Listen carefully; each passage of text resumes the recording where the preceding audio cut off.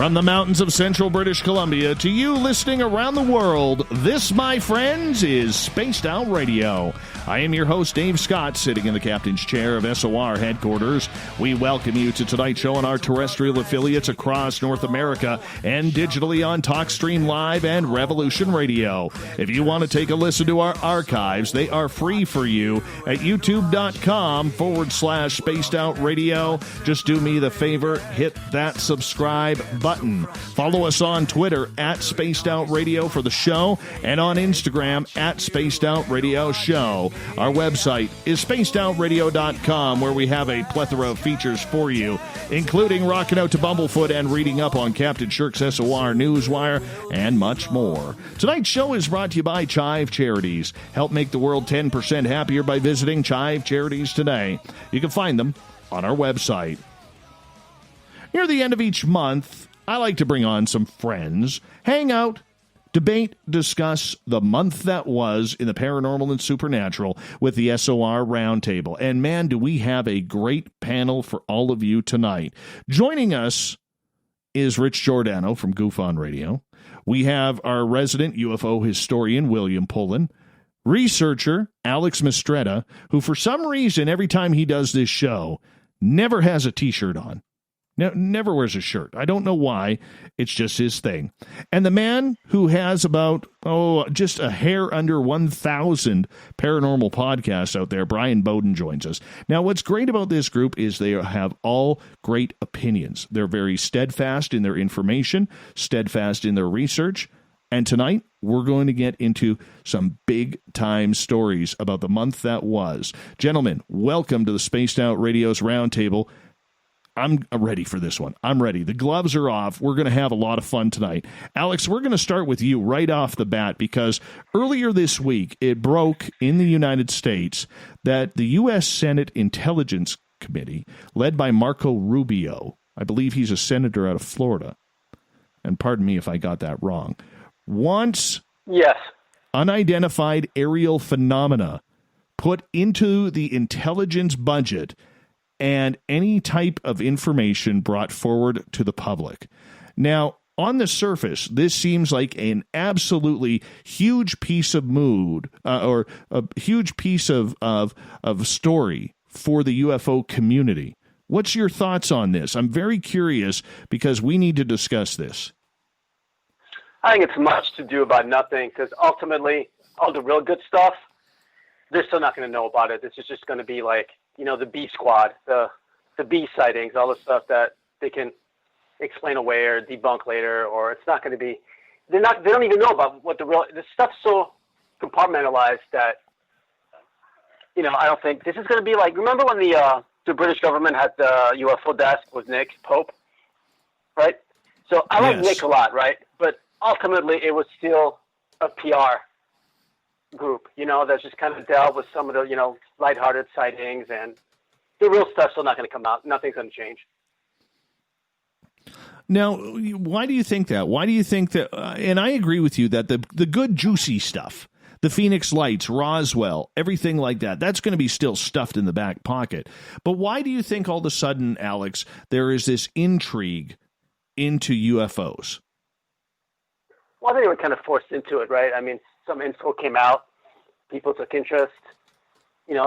It's a subject never really thought about.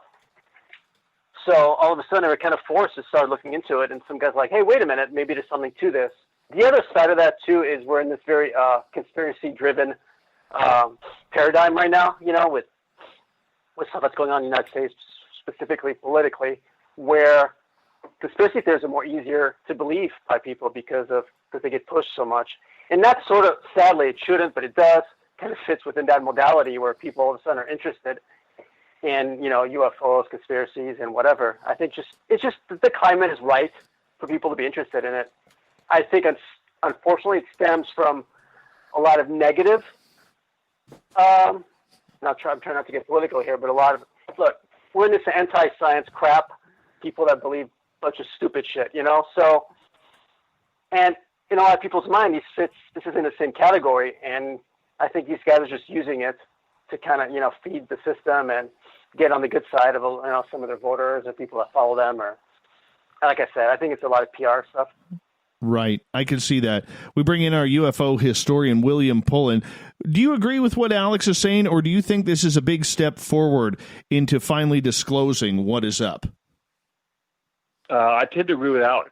I mean, when Blue Book was active through the 50s and 60s, it was a PR operation. The best cases circumvented Blue Book, even though that was against policy of the Air Force. So this is more the same stuff. I mean, the juiciest cases, the ones that are maybe truly anomalous, that kind of information will not be available to political figures like senators or the president. It won't be. And as far as the reasoning why this is happening, I mean, certainly, and we've discussed at length why, or the fact that the UFO topic is being treated slightly more legitimately now by the media than, say, it was, say, 20 years ago. Which means, in a very roundabout way, politicians may be a little more comfortable broaching the subject as opposed to what they were, 20 years ago. I mean, what was his name? He was a senator running for office here. Dennis Kucinich mentioned he saw a UFO during a political debate, and his campaign went into the tank. I mean, they cost him any chance he had. Nowadays, that may not happen. The senator from Minnesota, Amy Klobuchar, discussed the UFO topic pretty openly. Did that take some courage? On some level, it did. But on another level, people are more comfortable talking about UFOs in the public eye now, a little more than they used to be. So maybe that may be part of the deal here. But as far as the actual information, I think it's much to do about nothing. I mean, it's interesting in and of itself, but I just still think that the juicier cases, the ones that are more robust, the ones that may be actually anomalous or potentially extraterrestrial, that information is not privy to any kind of to any civilians, including political figures. So I think it's much to do about nothing. Bryan Bowden, bring you in on this topic because I tend to disagree a little bit. I think this is a very, very big first step. The fact that politicians now are wanting to throw a little bit of cash at this, taxpayers' money, to see how real this phenomena is. Will we ever get the truth? I don't know. However, Bryan, the fact that it's actually on the agenda, I think is a win for the UFO community. Well, I've always stated straight up that disclosure has happened, and it happened in 1977 with the release of Close Encounters of the Third Kind. I mean, even Hynek was in it. He was like, look, it's here. I mean, it was the greatest gift you could get. People don't want it, people want to have their hands held throughout the whole process. What's taking place now, I think with Rubio, is basically a second thought of like, what are these UAPs and how are they going to affect us on a military level? What's our national security risk? And it doesn't hurt that you had a couple of people. Clinton was talking about it, about UAPs. I think Obama, they mentioned it to him.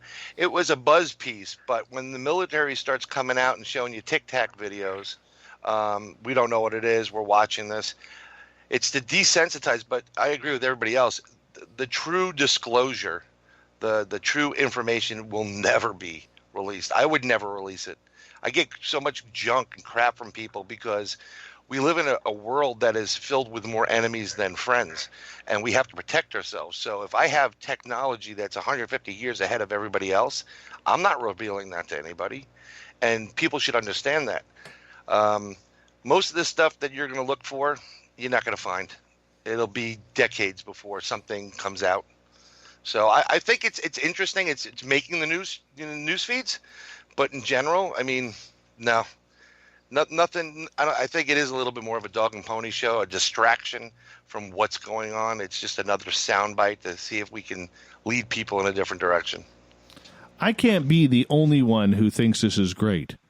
Rich, I have a feeling you're going against me as well, going along with these guys here. I mean, don't forget, one guy doesn't even have a shirt on. Yeah, and another guy doesn't have his pants on. Who's that? Oh, all right. So without repeating what everyone else said, I can tell you what I thought when I saw that article. And that was, yeah, right. So that the reason I say that is because that's all it is. It's all about getting their name out there. They know they're not going to get anything. How do they not know they're not going to get anything? So of course it's a PR move. It's right around that time, people are going to start talking about other things instead of, what's been going on in the world. So I don't know. I liked it too. And then I said, okay, so we're still out there. We're still hitting a little bit of mainstream. Okay, maybe somebody will accidentally give him something on the arm, like, here, take this. You giving me this? Yeah, that's a real UFO. I could lose my life. Yeah, let the world know. Thank you. Have a great day. What if that happens? What if they give him something? You don't know. That's why it's great that it's happening. But nothing's going to happen. I understand that. Okay. But here again, okay, we have this topic hitting the mainstream again. All right. The one thing I have always been highly critical of regarding the UFO topic was the way the mainstream media has covered this story. And to this date, I stand behind my words. I think they've done a very terrible job. They haven't told the stories. They haven't recognized anything outside of these 3 videos. But the fact that they are still covering it, they haven't dropped the story, William. Right. That is impressive. They keep going back at it. Now, I would like to see them interview, on a critical level, I'd like to see them interview somebody other than Nick Pope or Luis Elizondo or Chris Mellon for once, because there's a lot of brilliant people in this field who deserve to have some sort of mainstream say. But at this point, I'll take it as better than nothing. What's your thoughts? And I agree with you. We've discussed it at length on multiple occasions that the media is approaching this a little more legitimately. And I agree with you wholeheartedly that they've dropped the ball on this topic for decades. They've never covered it in a very journalistic way. They haven't at all. It's very big, very tongue-in-cheek, if they even touch it at all. Now that the media is covering it in a legitimate light, at least a little better than they have been, and it was pretty easy to make any kind of improvement in that way. It makes it a little easier for political figures to discuss it openly, whereas before it was a hot potato. Unless your name was Barry Goldwater or Ronald Reagan or Jimmy Carter, if you mentioned the UFO topic, you paid a political price. It wasn't politically advantageous to discuss it.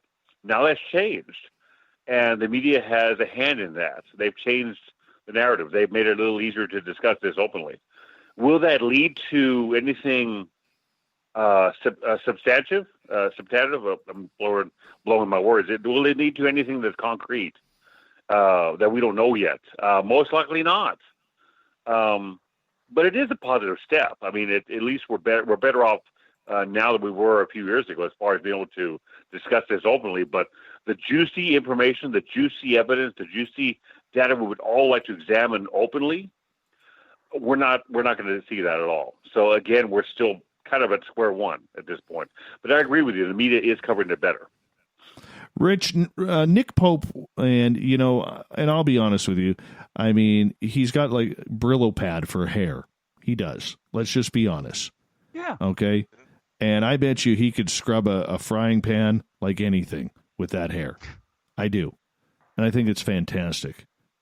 But anyways, I think that his point of that maybe the briefings that happened early last summer are a little bit scary to some of these senators who may have been extremely naive to this topic. Do you agree with that point, that maybe whatever the Navy told this group of Intelligence Committee senators maybe scared them a little bit to push for money for the UAP research? That's interesting. No, I don't know, man. Nobody really knows. So you only have to go by what you think what would happen. Yeah, I guess you could say that they might have been a little scared by what they heard, because what do they know? They don't know. They're not doing this research to know any better. So that's a good possibility. Yeah, I could see them getting scared because of that. Alex, do you think? Oh, go ahead, Bryan. There was a clip that came out that was actually the most interesting out of all these things. I forget the Tic Tac videos and Nick Pope and whatever. There was a little bit of a clip, maybe 2 minutes, of Donald Trump Jr. interviewing Donald Trump Sr., asking about Roswell and aliens and whatever. And it was just a very interesting clip. I don't think it was really done to promote, UFOs, whatever, but it was a little bit vague. He's not going to be able to talk about much. But that was the most intriguing clip I've seen in a long, long time, because there was a little bit more validity there. The problem we have is there's really nobody you can go to as an authority on the news media that really has anything more to say than they already have. And you have all these other people that are associated with this field hooked up with like ancient aliens or whatever. It becomes like a little bit of a sideshow. And, you got George with the hair going and everybody's talking about angels and aliens. It doesn't lend credibility to it. But the problem is we have a ton of really great researchers out there that, of course, if you have your own show, you're interviewing some of these people that are spot on the research, but they'll never see the light of day because they're not in have an agent or something. So this is where our problem is. We have to get these people that are a little bit more quiet, that less known, more stage time, I guess, because I think that would add validity to it. One of the guys is Tom Conwell. He's out of New York State. He's doing some research that's mind-blowing, correlations. And Tom he has electronic background in engineering, and he's spot on. But no one else knows about him. But people should. Well, Dave, can I just say something? That Trump thing, to me, that was ridiculous. It gave no validity to anything that has to do with ufology, because he's talking about Roswell, but I think he's thinking of S4, Area 51. Right. Millions of people don't want to go to Roswell. They want to go to S4. That's where we were trying to get to. And I think he was confused, but they labeled it Roswell. It's a PR move. He wants to keep us, in the vote. Don't you think? All right, throw one out for these guys. Might get 1 million extra votes. It's all about that. Alex, I want to get your opinion on this. And I got a Madone out of that. Well, okay. In terms, you're asking me in terms that they were scared? You go back to that, or? Yes. I think some of them are terrified. I remember there's a report last year. I know Nick Redford did some research on that, where because there's so many senators, so many even people working in the Pentagon, I have such a dated view of how the world works. I mean, in terms of like Satan and God and good and evil, it's like they're living 2,000 years ago. And this new paradigm that has nothing to do with that, I think terrifies them. They're so non-progressive in terms of where the world's at. So I think that from that standpoint, I mean, we've seen it in politics, right? I mean, all these like creationists and all that, and even, Mike Pence as a vice president doesn't believe in evolution, so for a lot of those guys, that stuff is scary because it's the future, and they're scared. They're cowards. They're scared of the future. That's what, then they're hiding behind, religion and all that. But the other aspect of that is, who cares? This just gives us an opportunity that this subject now is out in the open, and you can discuss it, with your friends and with producers or whoever you want to get interested in this. It gives us an opportunity to go out there and get our own disclosure. We're waiting, like everybody's waiting for disclosure, like there's some kind of messiah that's going to give it to us. Messiahs don't exist.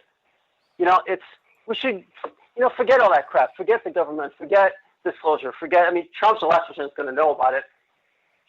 We should just go out and get our own. There's a million places around the world that have UFO activity. There's 1,000 cases, maybe a small percentage are true, that no one's ever heard about. There's so much proof and data out there, and no one's talking about that or trying to bring that to light. Everybody's just waiting for this like messiah to just give us everything, whether it's, TTSA or Trump or whoever. It's like, it's a waste of time. This whole thing's a waste of time. We should just use this and run with it. So you're saying we're waiting for data. So where's the last 30 years of data? We've got all that. You think it's going to be any different the next 30 years? This is it. We've reached our peak. We have data. The next thing is disclosure. We haven't. We haven't done anything. We haven't. Right. How many clear daylight footage do we have of UFO? We don't have a single one. Yet, we could. Why couldn't we? When you go out there, it requires a lot of money and a lot of time. That's why we need a professional system. But I'm just hoping that this interest leads in that direction. I'm not saying it's going to happen anytime soon, but we need a bona fide professional system. MUFON has dropped the ball, right? They're useless at this point. They're antiquated. There's not enough funding for local chapters to go out and do the proper work. But the point is, interest. We need to bring this outside of the UFO community. Within the UFO community, we're useless. We're proven that we're incapable of proving anything. No, honestly, I worked at 13 years of MUFON. What did I do? Nothing. I just wrote down reports and sent them in. We can do so much more than that. And this gives us an opportunity to reach out beyond the UFO community to the world out there and hopefully get some interest, some funding, some money, and maybe move on to the next step.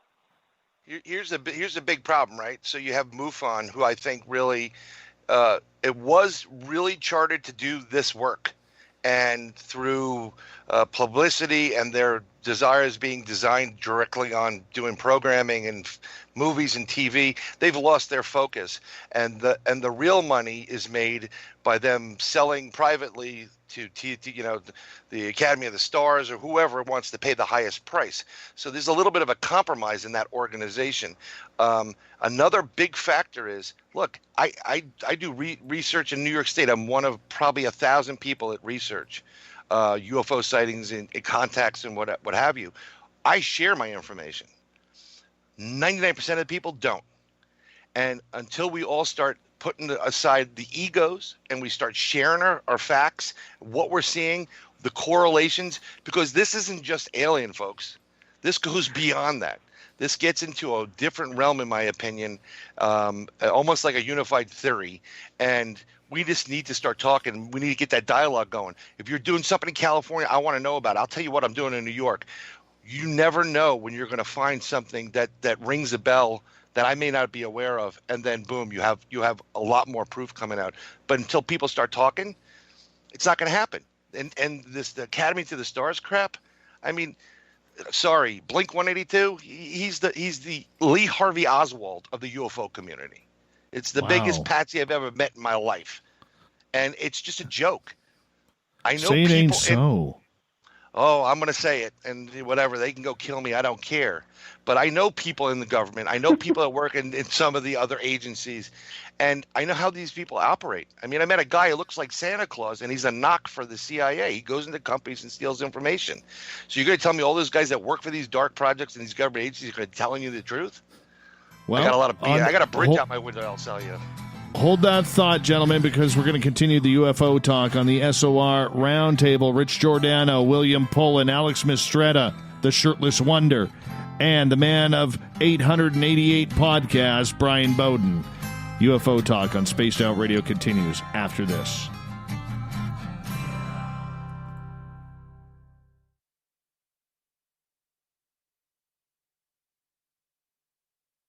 Hey, space travelers, this is John Resig, founder of the Chive and Chive Charities. If you know anything about our website, you know we like to do things a little differently. We're not some faceless organization collecting money for a nebulous cause. Our donor dollars go directly toward life-improving items. Then we give those items directly to an underdog who needs it most. To become a donor with Spaced Out Radio's official charity, Chive Charities, just go to chivecharities.org/donate. From the heartlands of Canada to beards around the world, we know how to take care of you. Fill your follicles with the Mighty Moose Beard Oil. All our oils and balms are handmade and 100% natural ingredients because we care about your beard. And hey, use the promo code SOR2019 and get your Mighty Moose Beard Oil today. You can check us out on our website, mightymoosebeard.com.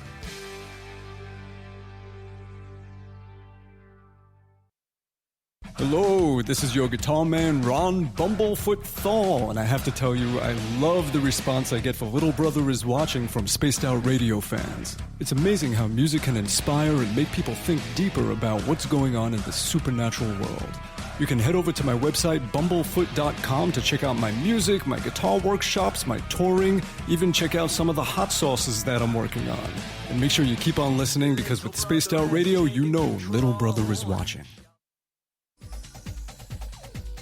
Hey everybody, the SOR Space Travelers is open. For just $5 a month, you can hang out with Dave and our crew privately in our members-only section. With your signing, you'll receive newsletters on what's going on with Spaced Out Radio. You'll have direct contact with the host during the show in our chat, live streaming videos, and a great forum for your posts and more. Become a space traveler now at spacedoutradio.com.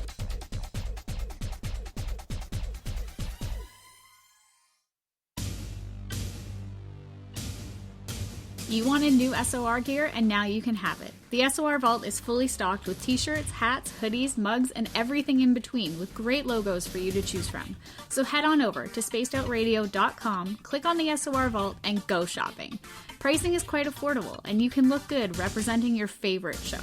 So go to our website and pick up your new SOR wear at the SOR Vault today. If you like it hot, real hot, then heat up your meals with Bumblefoot hot sauce. Get your Bumblefoot hot sauce today. The sauce, Bumblicious, and the 4 million Scoville unit Bumble. We're going in hot, real hot, coming out even hotter. Keep the milk nearby and tantalize your taste buds tonight. Bumblefoot hot sauce, available now at kajans.com. Cold drinks, great food, and the best music in Vancouver.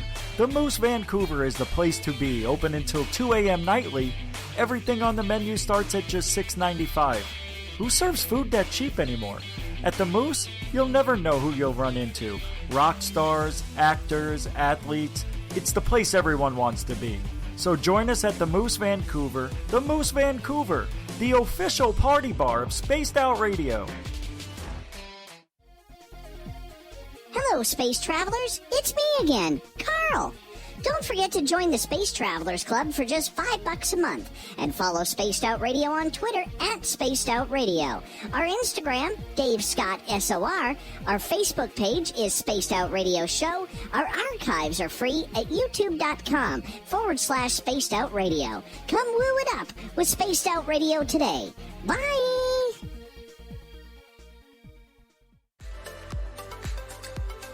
Are you looking for great advertising value for your company?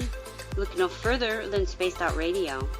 We have a multitude of places to get your name out there, including commercial ads during the show, special promotions, and banners on our website. Our audience is proven to support the companies that support our show. We can make your budget work for you. So for more information, please contact us at sales@spacedoutradio.com. At spacedoutradio.com, we are keeping you up to date on all the news with the SOR Newswire. Captain Shirk leads the team that is bringing you the news of the day and exclusive stories on everything paranormal and supernatural. It's free to read, it's updated daily, and it's right there for you. The SOR Newswire is a one-stop shop for the news of the day. Check it out at spacedoutradio.com today. We're taking Sunday nights out of this world on Spaced Out Radio. This is Michael W. Hall, also known as the Paranormal Lawyer. Together, we're going to go on an exciting journey into the unknown. I'm going to bring you some of the best interviews in the paranormal and supernatural to start your new week off on a freaky note. So tune in to Spaced Out Sundays with me, Michael W. Hall, only on spacedoutradio.com.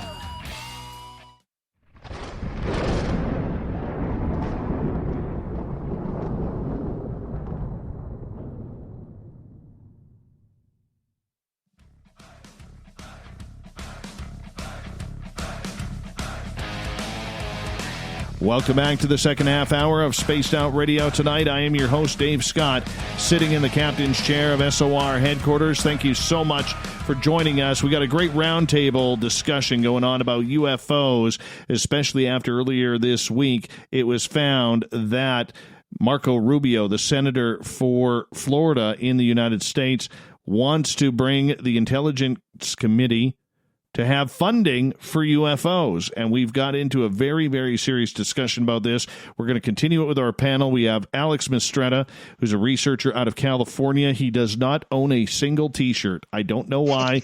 He just doesn't. Bryan Bowden from the I can't even name his 386,000 podcasts that he does.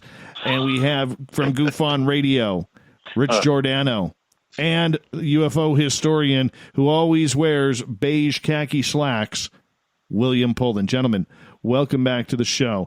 Now, right before the break, we were talking about the fear that maybe some of these senators had in regards to this. And William, you know, you're somebody who is a historian. You love Roswell. You go to Roswell every single year trying to research and study exactly every piece of information that you can find on this. As a historian, when it comes to UFO crashes and encounters that are out there, what are we missing with this bill?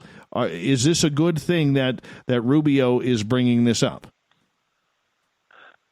I mean, it's not a bad thing. I mean, it's a good thing in and of itself that, you know, the topic's being broached, discussed openly in public.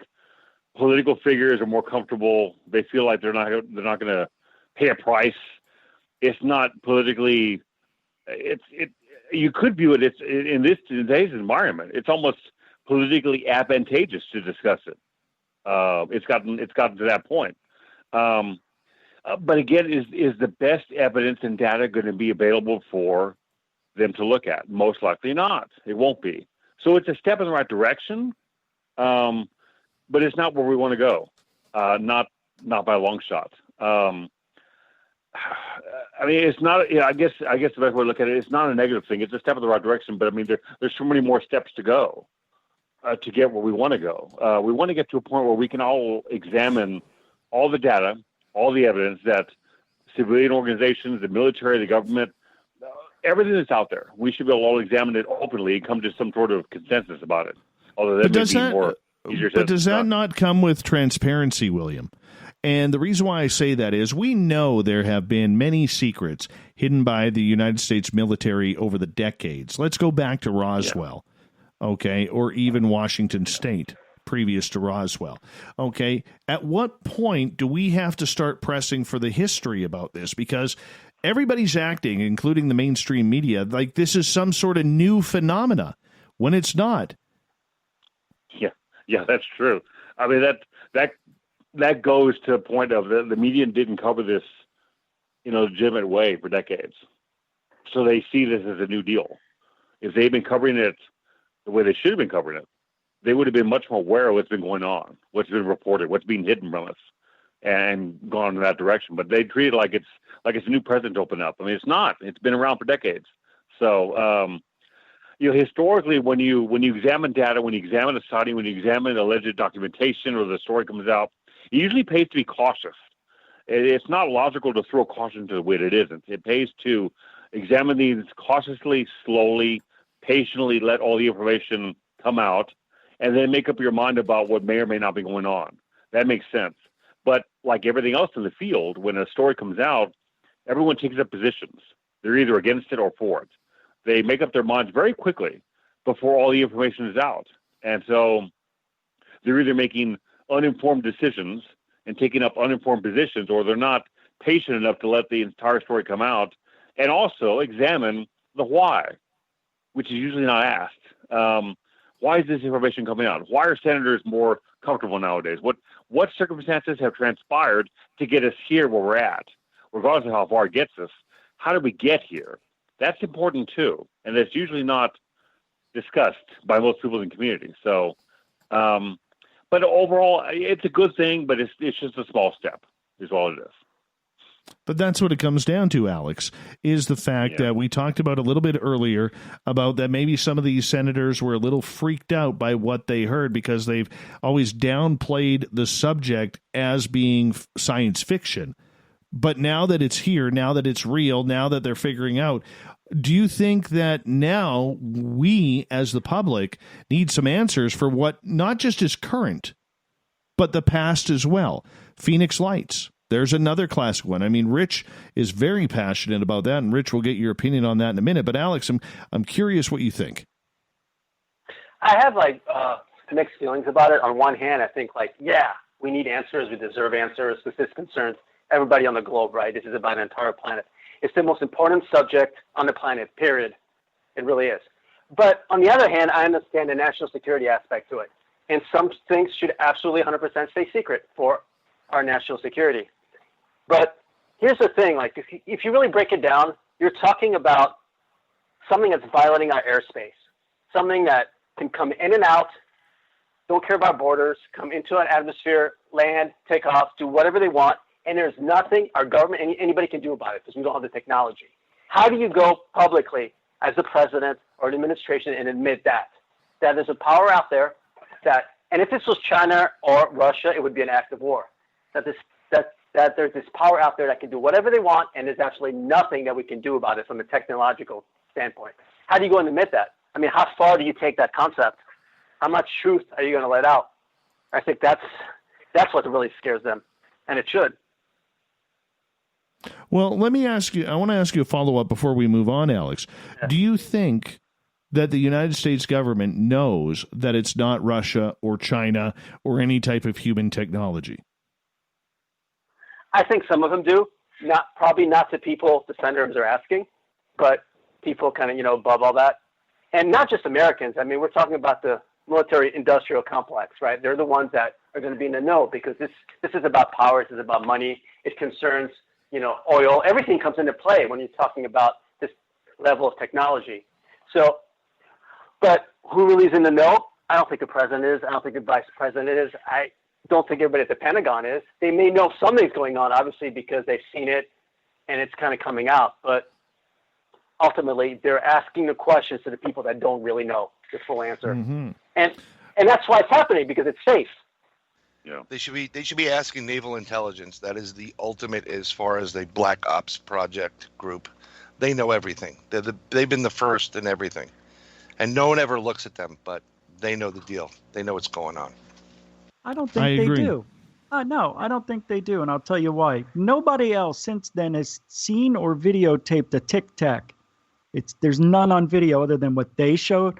And I don't think any of those three videos show us UFOs of alien technology. I personally believe it's just regular stuff, but they don't know. I don't think anybody knows. I think and I don't like that they're calling it a threat just because they can fly faster.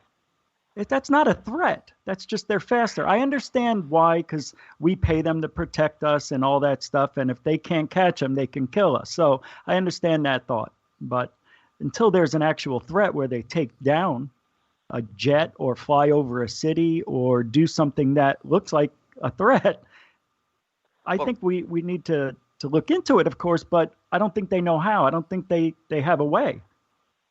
I mean, I think when you're looking at talking about actual threats, I think there have been, but it's been so, pushed to the side so the public will never find out. I think we have had situations where things were done. I mean, hey, if all our nuclear reactors and our missile bases are going offline, that's a threat.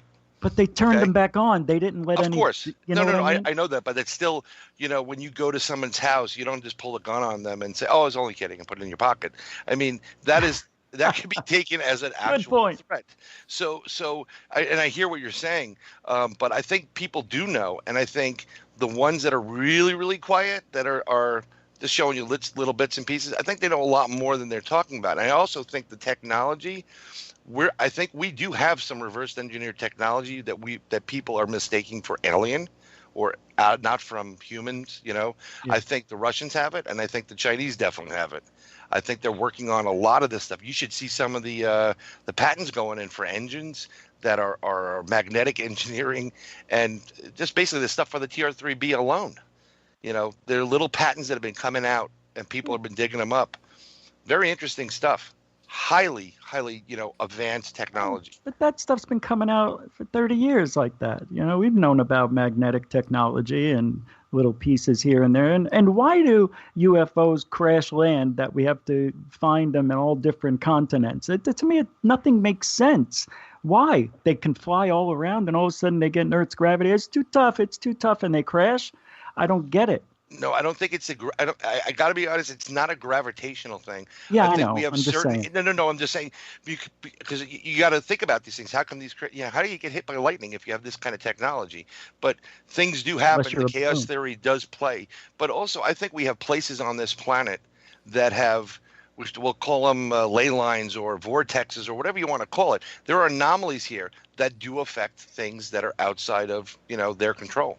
And I think it's a lucky break. It's like hitting the Mega Millions. Well, those vortexes are because of the Earth's magnetic field, the spinning of the Earth, the core. It's creating whirlwinds like tornadoes of energy, and that's all. It's not transporting people anywhere when no aliens are coming through, because I've looked for them and I can't find them. And that's why I want to see it. I want to believe it. I just need to see it. Right, and I appreciate that, but I think what you're going to see now with the advances in quantitative physics, that quantum theories, you're going to see things that are going to blow your mind. There are things that are present that you may think just come just from the Earth, but may have connections to the way the whole galaxy is made up from dark matter. I mean, it gets really complex, and there's a lot of hypothesis, but there's some great advancements coming right now, and it's amazing. And unfortunately, we're not at the forefront of this. There's other countries that are, like Russia. There's scientists that are really heavily into this stuff, and they're looking at it at a different angle. Bryan, I'm going to cut you off there because I want to hear from the other guys as well, and I want to get a point in as well. And I realize that when you have 662 podcasts out there, you're used to talk. I can't even hold a straight face when I talk like that. But anyways, I agree 100% with Rich. Okay, that I do not believe that there is a threat at all. I think it's using the word threat is an easy way to put the Senate and the House of Congress in the United States in a little bit of a panic to push money towards research. I believe that the U.S. intelligence agency is strong enough and capable enough to know what China and Russia are up to, especially the fact that they are already in cahoots with Russia, have been for the last 20 years with the space program. All right? That's just obvious. And I don't think for a second that the extraterrestrials who've been coming here for decades, William, I'm going to get you in on this. Suck you in on this one. Okay, I don't think for a second that we would be waiting, if I was an alien, for the little humans to become nuclear or above that before taking over this planet. If I'm an alien, if I have the technology to get here from the outer reaches of space, I'm pretty sure if I'm going to take over a planet, I'm going to get that planet before they advance, and muskets are still the number one weapon across the planet. Yeah, and that's a good point. Whether they are traveling from another star or from another universe or another dimension, the data suggests strongly that they're far more advanced than we are. So could we hold up against them in a military confrontation? Most likely not. Having said that, there's no real data to suggest they're a threat. They're a potential threat. UFOs have shown the ability to, again, render our military apparatus, turning our missiles off, things like that going on. That's a potential threat. But a real threat is has there ever been a UFO, an alien spacecraft interacting with military apparatus where a large number of military planes were destroyed? We don't have that. Now, of course, there's always the possibility that some interactions like that have occurred and that the information has been hidden from us at some level. That's possible. We don't know that, though. We don't know that for sure. It may not have happened. So we kind of have to hedge our bets a little bit, But, and as we evolve technologically, does it make sense that they wouldn't? No, it doesn't. It's logical that if you have two different societies and there are different levels of the technology, different levels of advancement, would the lesser technology, would the lesser civilization advance and the other one wouldn't?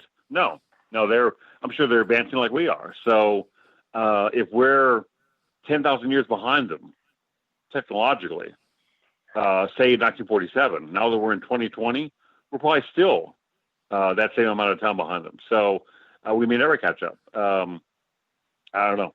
I'm just kind of rambling, Dave. Sorry about that. That's all right. Rich. I was muted. Yes, sir. Perfect. Yes, sir. You're okay with the whole threat phenomena. Do you think that's just a way to get money out of the taxpayers and the government? I agree 1,000%. Put the fear in them, they'll give you money for anything. I swear that's what they're doing. Because nobody knows. I don't know how they would know, but let's say the threat is real. What are they waiting for? I mean, it doesn't get any worse than the situation we're in now. Nobody can think straight. The world's a mess. It would be perfect, unless that's how they start the beginning of the end.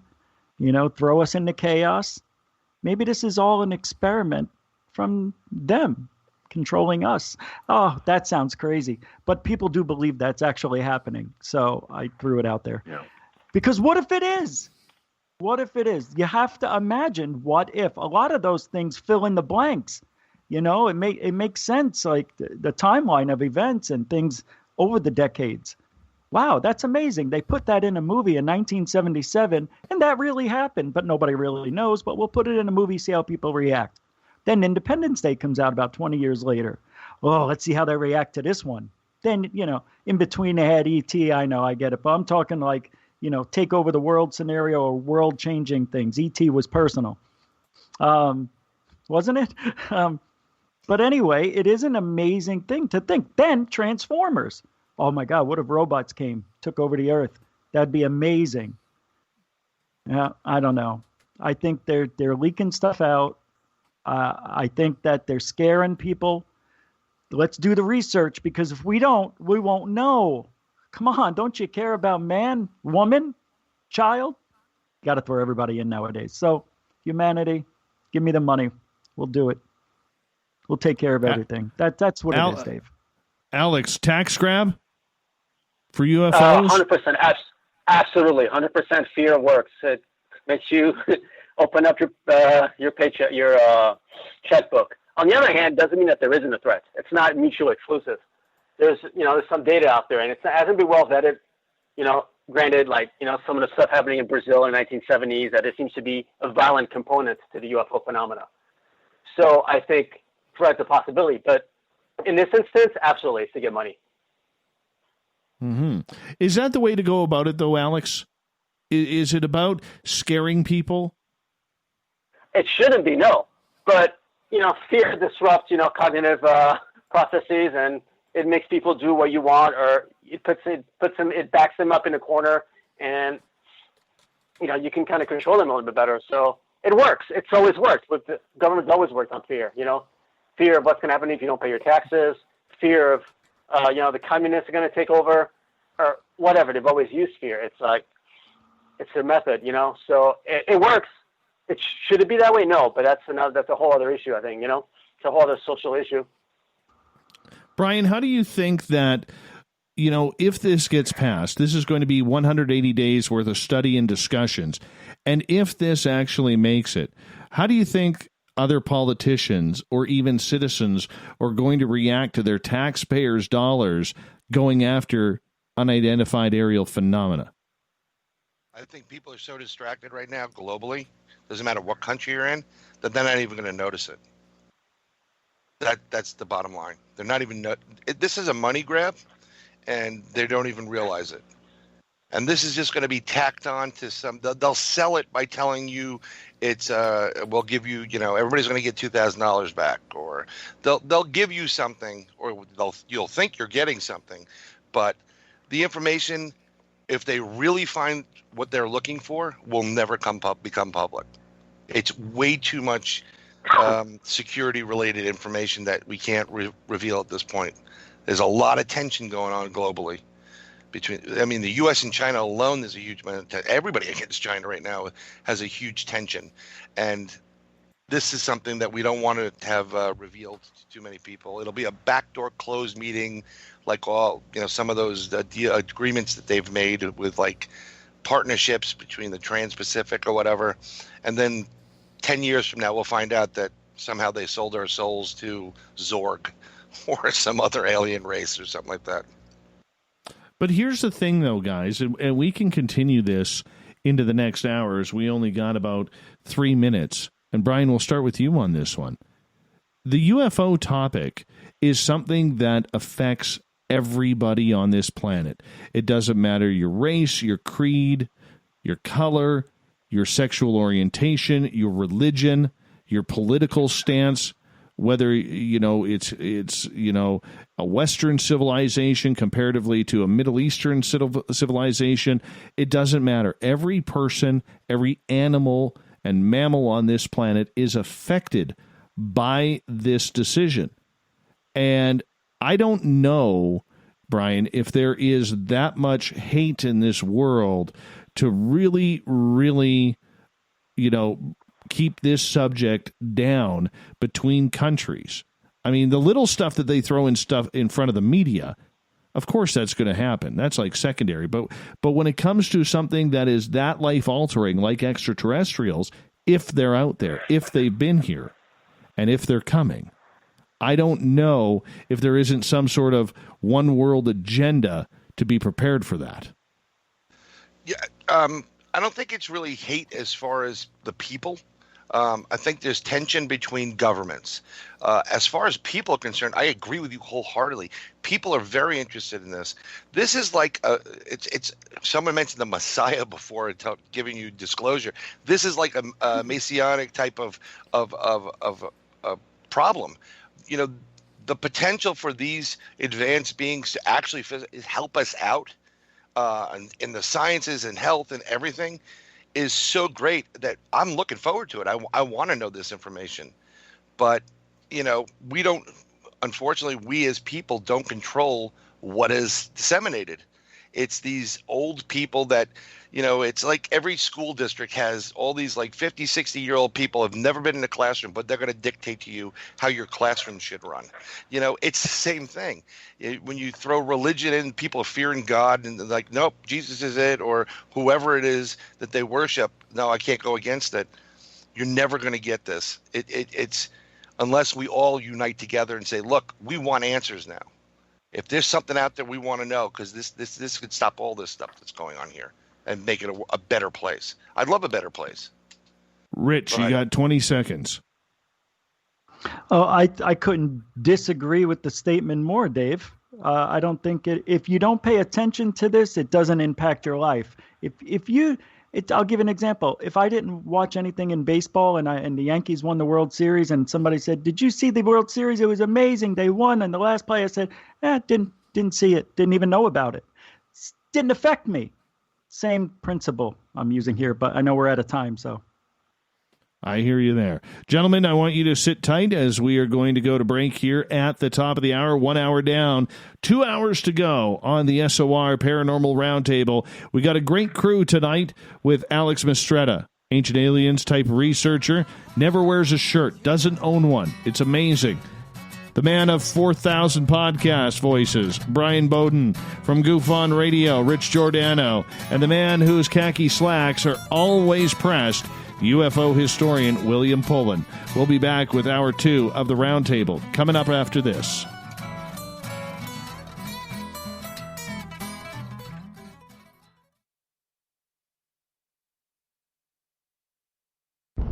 Are you intrigued by Paranormal Talk Radio? You'll love the new Paranormal Radio app from TalkStream Live. You'll find a great selection of talk shows covering UFOs, ghosts, strange phenomena, and much more. Download the Paranormal Radio app now and start listening to the very best in paranormal talk entertainment, including the network you're listening to right now, the Paranormal Radio app, free in Google Play and the iOS App Store. We are scouring the world for the most intriguing stories of your day. Take the time to read up on the SOR Newswire, where our team, led by Captain Shirk, will deliver to you some of the best paranormal and supernatural news, along with some stories that will blow your mind from the weird to the wacky. It's the news outside the news that piques interest, and that's what we're looking to deliver to you. The SOR Newswire, only at spacedoutradio.com. The party is always on at the Moose Vancouver. The Moose Vancouver is where you want to be when visiting Canada's West Coast. Open until 2 a.m. nightly, the Moose cranks up the rock while serving some of the best rated food in the city. The menu starts at $6.95. Why party anywhere else in Vancouver when the Moose is right there? Get your horns up and rock with the Moose, the official party bar of Spaced Out Radio. Hi there, this is the paranormal lawyer Michael W. Hall. I'd like to invite you to listen in each Sunday night where we're going to open up your eyes to everything strange and paranormal. I will be hosting some great guests with topics that affect us all, such as UFOs, ghosts, and everything paranormal. Let's learn together on Spaced Out Radio Sunday with myself, Michael W. Hall, the paranormal lawyer at spacedoutradio.com. Hello, space travelers. It's me again, Carl. Don't forget to join the Space Travelers Club for just $5 a month and follow Spaced Out Radio on Twitter at Spaced Out Radio. Our Instagram, Dave Scott SOR. Our Facebook page is Spaced Out Radio Show. Our archives are free at youtube.com/Spaced Out Radio. Come woo it up with Spaced Out Radio today. Bye! Hi. This is Amber Beckrud, and I want to invite you to subscribe to our YouTube channel where we store all of the SOR show archives for free. And as an added bonus, every 2 weeks I'm posting brand new content on Cryptid Tales, where I will get into some of the spookier legends and folklore from around the world and tell the stories that go with them. Find us at youtube.com/Spaced Out Radio and check out Cryptid Tales today. Drop a comment and let me know what you want to hear. See you there. Get your horns up with me on Spaced Out Radio. This is Ron Bumblefoot Thal. Come tune in to SOR where you can hear me rock out with Little Brother is Watching, the official theme song of Spaced Out Radio. And then come on over to bumblefoot.com where you can find out about my tour schedule, my music, and everything else. Bumblefoot.com keeps you up to date on what I'm doing and the best way to stay in touch with my music and music camps. Sign up for my newsletter at bumblefoot.com and remember, Little Brother is Watching. Are you an experiencer of something strange that can't be explained? Do you want help finding out what's going on? I'm Ryan Stacy, head of the Experiencer Support Association, otherwise known as TESSA.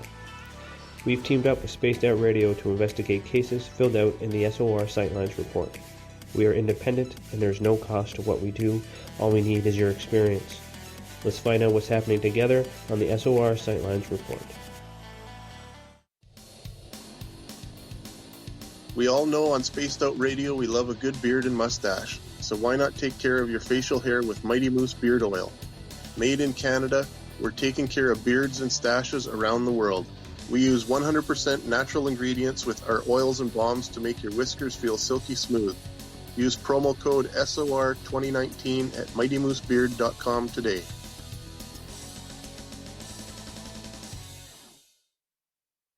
Hey, space travelers, this is John Resig, founder of the Chive and Chive Charities. If you know anything about our website, you know we like to do things a little differently. We're not some faceless organization collecting money for a nebulous cause. Our donor dollars go directly toward life-improving items. Then we give those items directly to an underdog who needs it most.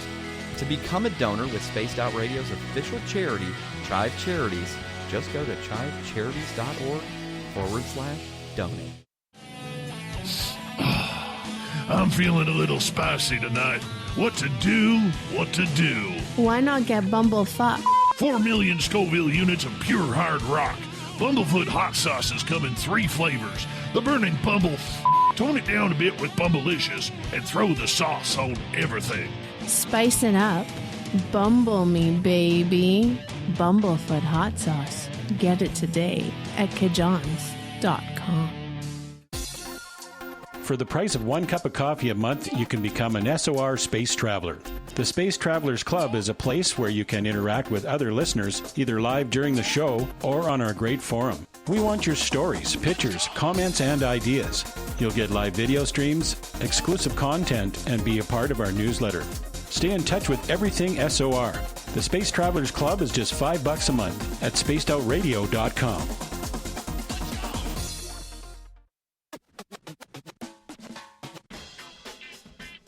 The SOR Vault is open for business, and do we have some cool swag for you to pick up? All you have to do is head over to our website and click on the SOR Vault.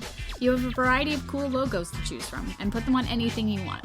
T-shirts, hoodies, hats, coffee mugs, you name it, we can get it to you. So do your shopping by supporting the store you love. Get your Spaced Out Radio swag at the SOR Vault today.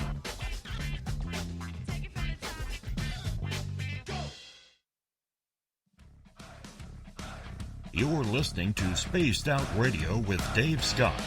Follow Dave on Twitter at Spaced Out Radio and on Facebook, Spaced Out Radio Show. Welcome back to hour number 2 of Spaced Out Radio tonight. I am your host, Dave Scott.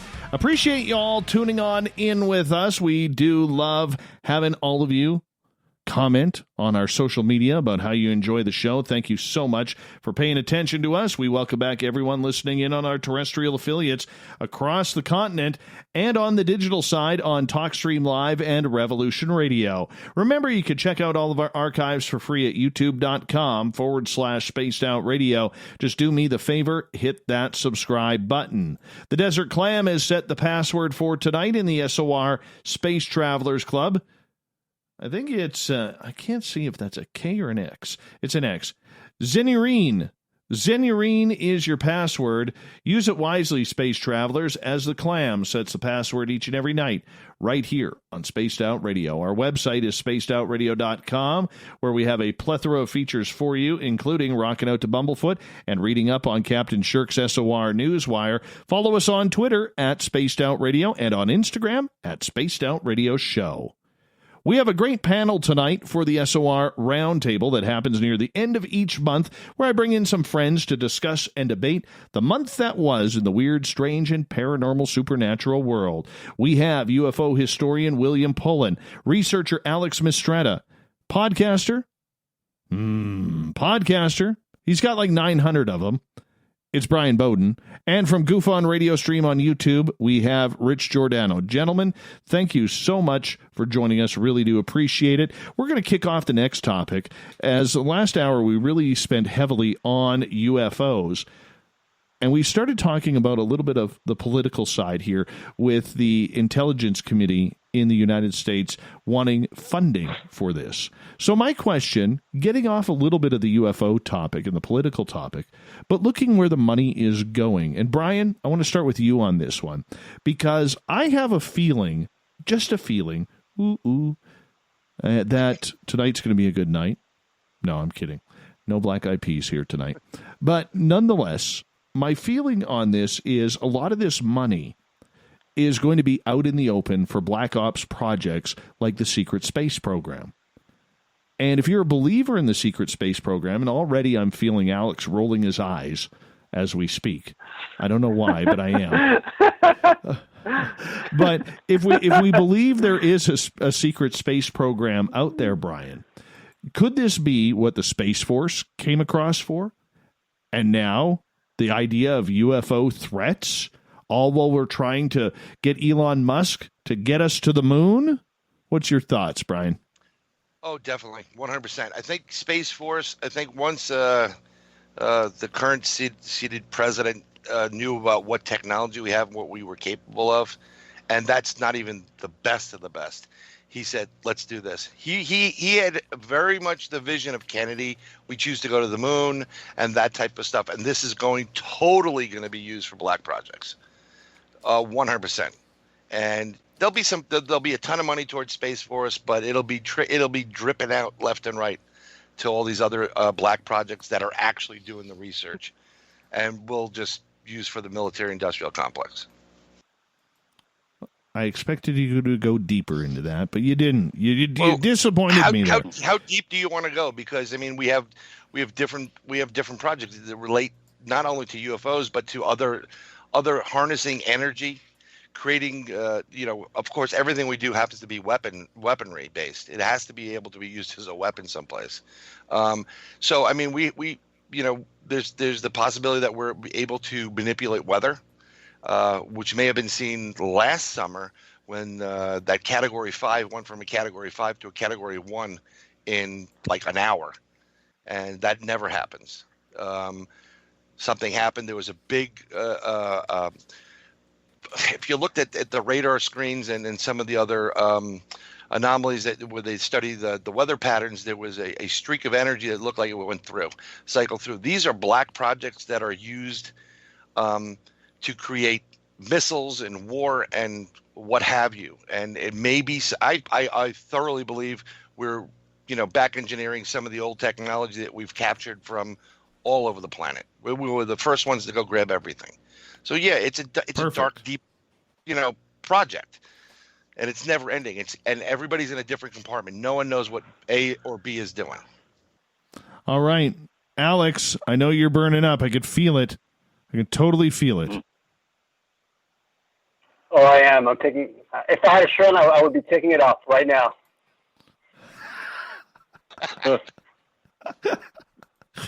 Oh, you can't. You've already got the shirt off, man. You've already got it off. But seriously, do you believe that some of this money, that if this gets passed, is going to be the funding for maybe black projects and secret space program type stuff that we've heard all about? We've heard the rumors, and maybe it's now time for some of that confirmation. Yeah, probably. I mean, that's where else would it be used for? It seems like Space Force is a military thing, right? It's not about advancing, the human spirit or about science, or it's about, it's about shooting mofo's out in space in the name of God, So that's what, black projects are for. Dave, let me throw something out there. Oh, you throw it, GUFON. You throw it. So this is what's happening. TTSA, for example, my opinion, I don't know the facts, but this is what it looks like to me. They're like the mob. In the front door goes the meat, out the back door goes the fur coats. I don't understand what they're doing. I'm confused. They're not going to study UFOs, but they're talking about UFOs, just government UFOs. So we have to believe everything they say. See, they're trying to force us through their narrative. And all the money that they got went to TV shows and Tom DeLonge and who knows what. And, I can't wait for Unidentified to come out. I can't wait to see what their money went to. It's going to be beautiful. Season 2. I get that. But, Rich, I mean, you're as skeptical as anybody in this field. Yes. And I'm not sure where you stand on the secret space program and whether or not we are actively pursuing it or have hypersonic type craft that can fly at all altitudes, at all reaches of this planet. Okay. But do you think that maybe, just maybe, that this is the start of some of those hidden projects that maybe have been buried in places like Area 51 are going to come out? No, I don't think. And even if they did, they're going to be 50, 60 years old. So it's like, who cares? I want to know what happened yesterday. I want to know what's happening now. So don't tell me what you did. Tell me what you're doing and tell me where you're going so I can follow along. But they don't do that. And that's why it's never going to happen. It's not going to open up any doors. We've been trying to open up these doors and everybody gets slammed shut. It happens all the time. Yes, there's evidence out there. That's that stuff that you have to say, all right, everything's got to be perfect for this to be real, instead of it just looking at it and saying, yeah, that's definitely real. There's always some loophole. There's always something wrong with the document, or it wasn't signed properly, or the date's off, or it's something that always there's. And I think they try to do that on purpose. I know they don't want us to know the truth. That's why I'm saying, yeah, they can do whatever they want. They may get something that may be black and white, but they really don't know. So what do you do with a bunch of lies and half truths and some truths? You just got to throw it in a blender and whatever sticks. And that's what we've done with Roswell. And yeah, what? Aren't those programs already been in place, though? I mean, in terms of looking at the next stealth technology, and even in terms of reverse engineering potential alien technology since 1947, that whole program's been in place for decades, probably. Yeah. I don't think Space Force is that program. That's like, again, it's the kind of like the PR, the military program that appeals to a certain part of the population, and it helps with your reelection and all that. But that actual program, and I'm not talking about the secret space program that, Corey Good and all the crazy people talk about, because that's fantasy. But if, let's say, theoretically, something did crash in 1947 in Roswell, which I think it did, I think the evidence is pretty good, they've had all this time to develop this secret space program. They haven't been sitting on it and doing nothing. And, it's not something that's created in 2020 that's going to involve that. It's already been in play for decades. I don't really understand what Space Force is for, to be honest. So it's just the I think, I don't know if it's PR, but I think it's for the stuff that is public that they have to show us because people with telescopes can see it. I think that's what they're doing, you know. That's why. And I get it. And I get the satellite threat aspect of it from Russia or China. I understand that, and that's going to come into as technology increases and the world evolves. That's going to become more and more of an issue. We're going to be going up there. China's getting more satellite, Russia, and there's a lot of agendas. And I get that part of it, but in relation to in relation to the UFO phenomena, I think it's a completely different project. I don't think the Space Force has anything to do whatsoever with the UFO phenomena. I really don't. Yeah, exactly. Yeah. Well, I agree, Dave. Oh, isn't that nice?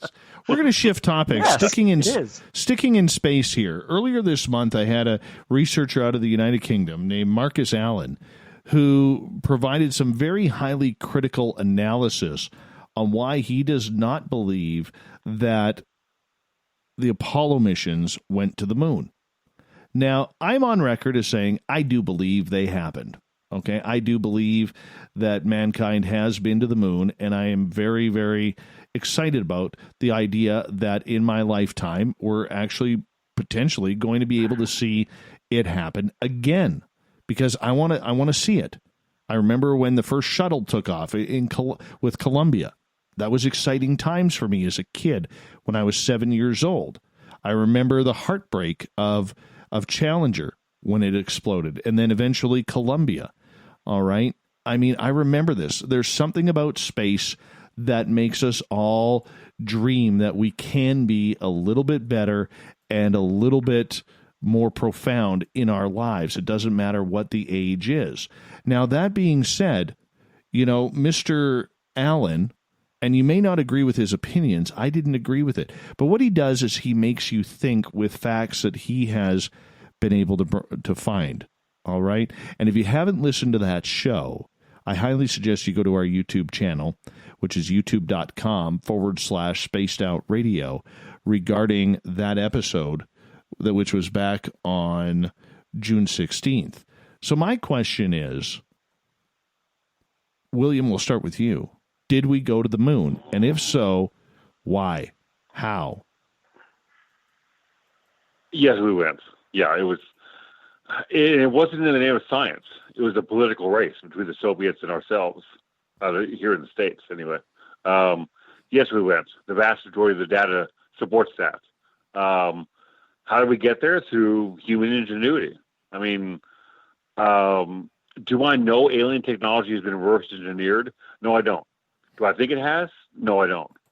I think it's too far advanced for us to work on. I think a lot of advanced military projects are the result of highly intelligent, highly qualified human beings arriving at developing these technologies. I don't think we need aliens to develop hypersonic aircraft. I don't think we do. I think we have scientists that are highly qualified, I think highly credentialed. They're very smart individuals on all sides of the planet, whether it be Russian, Chinese, or otherwise. I think that was simply perhaps the greatest human achievement in history, going to the moon. Even though it was for political reasons, the technology behind it, the fact that we were able to come together as a country and get that done, speaks volumes about what humans can do if they put their mind to it. So I don't buy the whole scenario of us not going to the moon. I put that in the same basket with flat Earth and Elvis is alive. No. And like I said, I agree with you on that. But, I think, Alex, in 20th century thinking or 21st century thinking, when we hold up a cell phone and then we learn that what is sitting in our hands with that cell phone had more technology on it than the entire Apollo rocket and capsule, I think that's where a lot of times we get confused on whether or not it actually happened, especially with the younger generations. Now, I could be wrong about that, but that's just my opinion. What is your opinion about the technology side, which happens to be a very large portion of the argument regarding this? Well, I mean, I'm going to disappoint you, but I can't comment on it because I'm not an engineer. And whatever I'm going to say, and that's what a lot of people that are against us going to the moon, who think it's a hoax, aren't engineers either, so they don't know. So I can't tell you. What I can tell you though is that if we didn't go to the moon, China and the Soviets would know about it, and they would be licking at their chops to tell everybody how the United States never went to the moon. But not once. Have you ever heard anything coming out of China or Soviets about us or Russia about us not going to the moon? Not a single time. And they would love to bring us back down to earth, so to speak, you know. And not that, and there's how many people were involved in the space in going to the moon? 100,000 maybe altogether. Yeah. From all, Yeah. right? How do you keep that many people quiet? It's just it. And granted, some of them might not have known if we won or not, but something would have come out. It's never, not a single person in authority, not a single whistleblower with any credibility has ever come out and said we didn't go to the moon. You know, so like I said, I'm sorry, I can't talk about it from a technological standpoint because I'm not an engineer and whatever I say is irrelevant. But I just don't see a scenario where it's possible that we did not go to the moon. You know, I think you bring up. But no, go ahead. Go ahead. I ran into Edgar Mitchell one time down in the hallway at a hotel, you know, and we talked a bit and asked him about the moon and, you know, people think they can go to the moon and stuff. And I even asked him in terms of, what did you guys see anything up there, you know? And I have no reason after talking to him, I don't know, it's just a casual conversation, but I have no reason to ever believe that all these guys were lying. It just doesn't make any sense to me, you know? And I mean, again, you know, that's just from a human standpoint, but. No, and I agree with you, and I think you bring up a very strong point on that. The fact that we were, you know, we haven't heard a thing out of Russia or China that we didn't go to the moon. Now, there was a little bit of, you know, if I do recall, when China sent their rover to the moon a couple of years ago, they wanted to see if the United States actually did. But that sounded more propagandist than absolutely anything different than that. But, you know, Brian, we bring you in here, and William will get you after Brian. You know, I'm a firm believer. I think the majority of us are firm believers that the moon is ripe with, you know, human footprints, one flag that's probably, you know, changed color from red, white, and blue to just white now, and to packets of astronaut doo-doo all over the place. I think we've been there. We're always littering, aren't we? All as humans. Yes. I thoroughly believe we went to the moon. I also believe that they did set up an alternative if we did fail to have these videos created, because that's what you would do in that Cold War race. But no one ever points to the fact that the guy that was heading up of this entire project was Werner von Braun, and the Nazis themselves were literally like hours away from having weaponry that would rival stuff today. And I remember this one great story where there was a reporter there doing some stuff with, at the Space Center, and he always wanted to interview von Braun, and he came in, and they went to lunch, and he asked him outright, how did you get so much technology? How did you get so close? And it is rumored that he said we had help from them, and he pointed like up in a different direction. So here's the thing here. Let's go back to the UFOs. Who did he get help from? The technology they had was so far advanced. I mean, we're talking about jet engines, you know, jet fighter jets. They were that close that I think take that technology and really throw a lot of money behind it. There's no way we didn't go to the moon. And I think our mistake was not continuing to go to the moon and not maybe taking it as our own, but just proving that we can do this. But I don't know why they stopped. And I don't think it was a money thing. And it couldn't have been recorded. You know, everybody says, oh, they recorded in a studio. Well, there was a 16-hour live stream or 18-hour live stream of the event landing on the moon, and most of it was boring. So for that to be live, and if it was recorded, They would have had to have had miles and miles of tape, film. And what, the footage never broke? In those days, the footage always broke. You imagine if that happened during a supposed live moon landing. And there was a cosmonaut who did come out and said in an interview, I don't know where it was, that we faked it. But I don't think we did. I think we went there. Sorry, Bill. I didn't mean to. William, didn't mean to. Mr. Pullin. No, I agree. Yeah, we went there. The vast majority of the data supports that conclusion. I mean, and again, the common sense ways you can look at this thing. I mean, the Soviets were our arch enemy. If we hoaxed it, they would have called us on it. Somebody would have blown the whistle and let the people know that, the Americans hoaxed this. That has not happened at all. There were tens of thousands of people that worked on the Apollo program. Somebody would have snitched. It's human nature. Humans are not really good at keeping secrets. Somebody would have sold a book. Somebody would have made a movie. Somebody would have made money telling the truth about a hoax. That has not happened. And from a science standpoint, yeah, we went to the moon. I mean, there's no argument there. No, not at all. It's still a debate, though, William, as we got about 2 minutes left here, that after 50-plus years, we're still debating this. And the sad part about it is it seems like, with the fact that we are chasing the moon again, that many more people are on the side that we haven't been there, especially in the younger generation. How do we wake them up to the fact that this already happened if they're not willing to believe history? I wish I had an answer for you. I mean, people are not really good at processing information. They tend to look for information that confirms their own beliefs. They tend not to accept information. It makes them question that. They're not good at looking for different sources. They see a link on the internet and they see a story from CNN or Fox News or whatever, and they never bother to look if there's another source. So it might be fake news. It might be misinformation. People are not good at looking at this stuff. And people of a younger generation, say under 40, get all their news from social media, not reputable news sources. So that's a problem there. So the way they process information, where they get the information from, is an issue. And then trying to convince them of the reality of history is another thing altogether. So I wish I had an answer for you, but I don't. It's very troubling. But if it wasn't for the videos out there where NASA guy says, if we can go back to the moon, but we can't because we lost the telemetry data and all the film is, I mean, come on, man, you're going to lose history. That's why nobody believes them.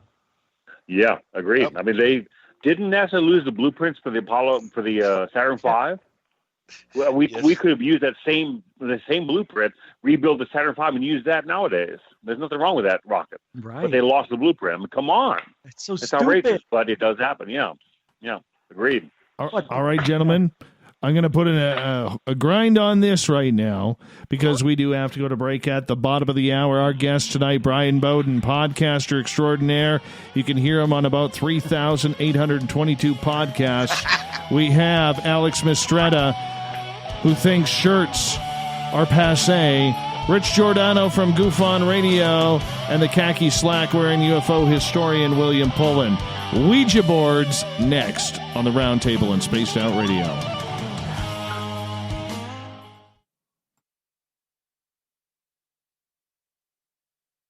Hey, space travelers, this is John Resig, founder of the Chive and Chive Charities. If you know anything about our website, you know we like to do things a little differently. We're not some faceless organization collecting money for a nebulous cause. Our donor dollars go directly toward life-improving items. Then we give those items directly to an underdog who needs it most. To become a donor with Spaced Out Radio's official charity, Chive Charities, just go to chivecharities.org/donate. Cold drinks, great food, and the best music in Vancouver. The Moose Vancouver is the place to be, open until 2 a.m. nightly. Everything on the menu starts at just $6.95. Who serves food that cheap anymore? At the Moose, you'll never know who you'll run into. Rock stars, actors, athletes.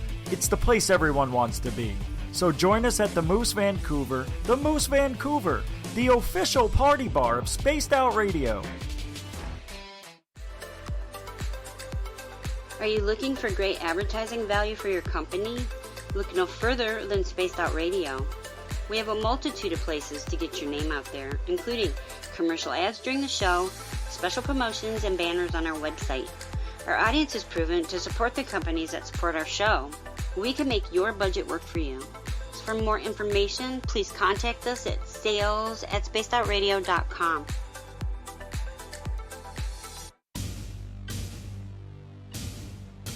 You wanted new SOR gear, and now you can have it. The SOR Vault is fully stocked with t-shirts, hats, hoodies, mugs, and everything in between, with great logos for you to choose from.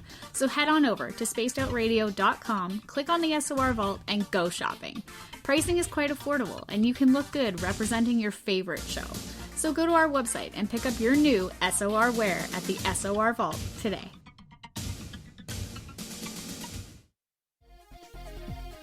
Hello, space travelers. It's me again, Carl. Don't forget to join the Space Travelers Club for just $5 a month and follow Spaced Out Radio on Twitter @SpacedOutRadio. Our Instagram, Dave Scott SOR. Our Facebook page is Spaced Out Radio Show. Our archives are free at youtube.com/Spaced Out Radio. Come woo it up with Spaced Out Radio today. Bye! We're taking Sunday nights out of this world on Spaced Out Radio. This is Michael W. Hall, also known as the Paranormal Lawyer. Together, we're going to go on an exciting journey into the unknown. I'm going to bring you some of the best interviews in the paranormal and supernatural to start your new week off on a freaky note. So tune in to Spaced Out Sundays with me, Michael W. Hall, only on spacedoutradio.com. Hello, this is your guitar man, Ron Bumblefoot Thal, and I have to tell you, I love the response I get for Little Brother is Watching from Spaced Out Radio fans. It's amazing how music can inspire and make people think deeper about what's going on in the supernatural world. You can head over to my website, bumblefoot.com, to check out my music, my guitar workshops, my touring, even check out some of the hot sauces that I'm working on. And make sure you keep on listening, because with Spaced Out Radio, you know Little Brother is watching. At spacedoutradio.com, we are keeping you up to date on all the news with the SOR Newswire. Captain Shirk leads the team that is bringing you the news of the day and exclusive stories on everything paranormal and supernatural. It's free to read, it's updated daily, and it's right there for you. The SOR Newswire is a one-stop shop for the news of the day. Check it out at spacedoutradio.com today. From the heartlands of Canada to beards around the world, we know how to take care of you. Fill your follicles with the Mighty Moose Beard Oil. All our oils and balms are handmade and 100% natural ingredients because we care about your beard. And hey, use the promo code SOR2019 and get your Mighty Moose Beard Oil today. You can check us out on our website, mightymoosebeard.com.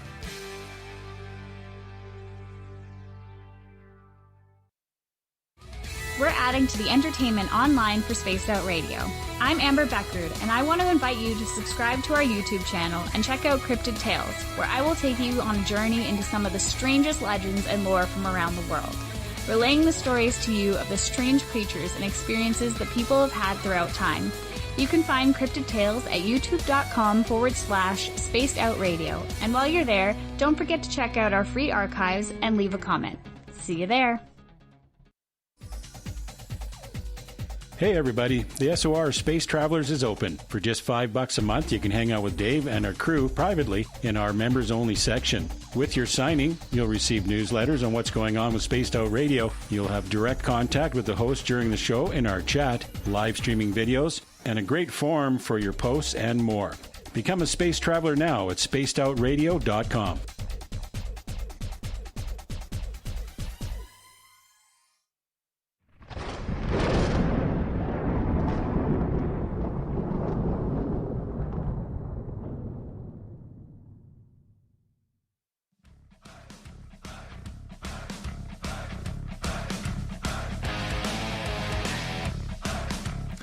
We pass the halfway point of Spaced Out Radio tonight. I am your host, Dave Scott, sitting in the captain's chair of SOR headquarters. Thank you so much for each and every one of you joining us tonight. We really do appreciate it. I want to remind you that if you missed portions of this show or others, you can check out our free archives at youtube.com/Spaced Out Radio. Just do me the favor, hit that subscribe button. Our website is spacedoutradio.com, where we have a plethora of features for you, including rocking out to Bumblefoot and reading up on Captain Shirk's SOR Newswire. Follow us on Twitter at Spaced Out Radio and on our brand new Instagram page at Spaced Out Radio Show. Rich Giordano from GUFON Radio, Alex Mistretta, researcher of all things strange and weird, even though he doesn't wear a T-shirt when he goes out in the forest looking for Bigfoot. We have the khaki pants wearing William Pullin from our resident UFO historian, he is, and Bryan Bowden, podcaster extraordinaire. You know, if there's a podcast out there, likely he has been on it. Gentlemen, we're going to change topics from going out in space and UFOs and everything like that. We're going to head back to this world with the flat earth and the flat board surface of the Ouija board. Now, earlier this month, I had this dude on named Rich Giordano, who happened to have just an incredible experience with his Ouija board. All right. And, you know, Rich, I take very seriously when he says something happens, it happens, because he's not a guy who has the words BS in his stories. He's just not like that. And, Rich, I'm not going to get into detail about what happened because people can go back and listen to our podcast from June 18th. But would you say that you are an actual believer that the Ouija board does open up to different realms now? No, I don't know. That's the whole thing. That's the problem. Well, I can now say there's been two very strong cases that say that, yeah, it is possible. But I don't have proof. The only proof I have is the story, an X-ray, that shows the damage that happened from a possible spiritual attack after trying to make contact with the devil over 100 times with the Ouija board, and then not closing, saying goodbye after every session. Possibly it's still active. And the reason I say that, because weird things have happened around me and in this place that I'm living in. And it's a different feeling when I leave here and when I come home. I just can't explain it. There was a time where I thought everything was gone and I closed all the doors to the Ouija board that I had opened. Now, look, this is coming from a skeptical person talking about a Ouija board, having doors that open to another place and time and realm of something we don't understand. I don't get it. But Dave, the coincidences and things that happened really point towards something possibly attacked me a couple of times now, 3 times, and went to the hospital for one of them and came back with x-rays. It looked like I was choked. My esophagus was bruised from top to bottom. They asked me if I practiced magic by doing, sword swallowing acts and things of that nature. No, we thought it was a Taco Bell chip that got stuck. Can't happen, he said. So, losing my voice, getting bruised. I still have effects from that because it's happened again just this year, something very similar.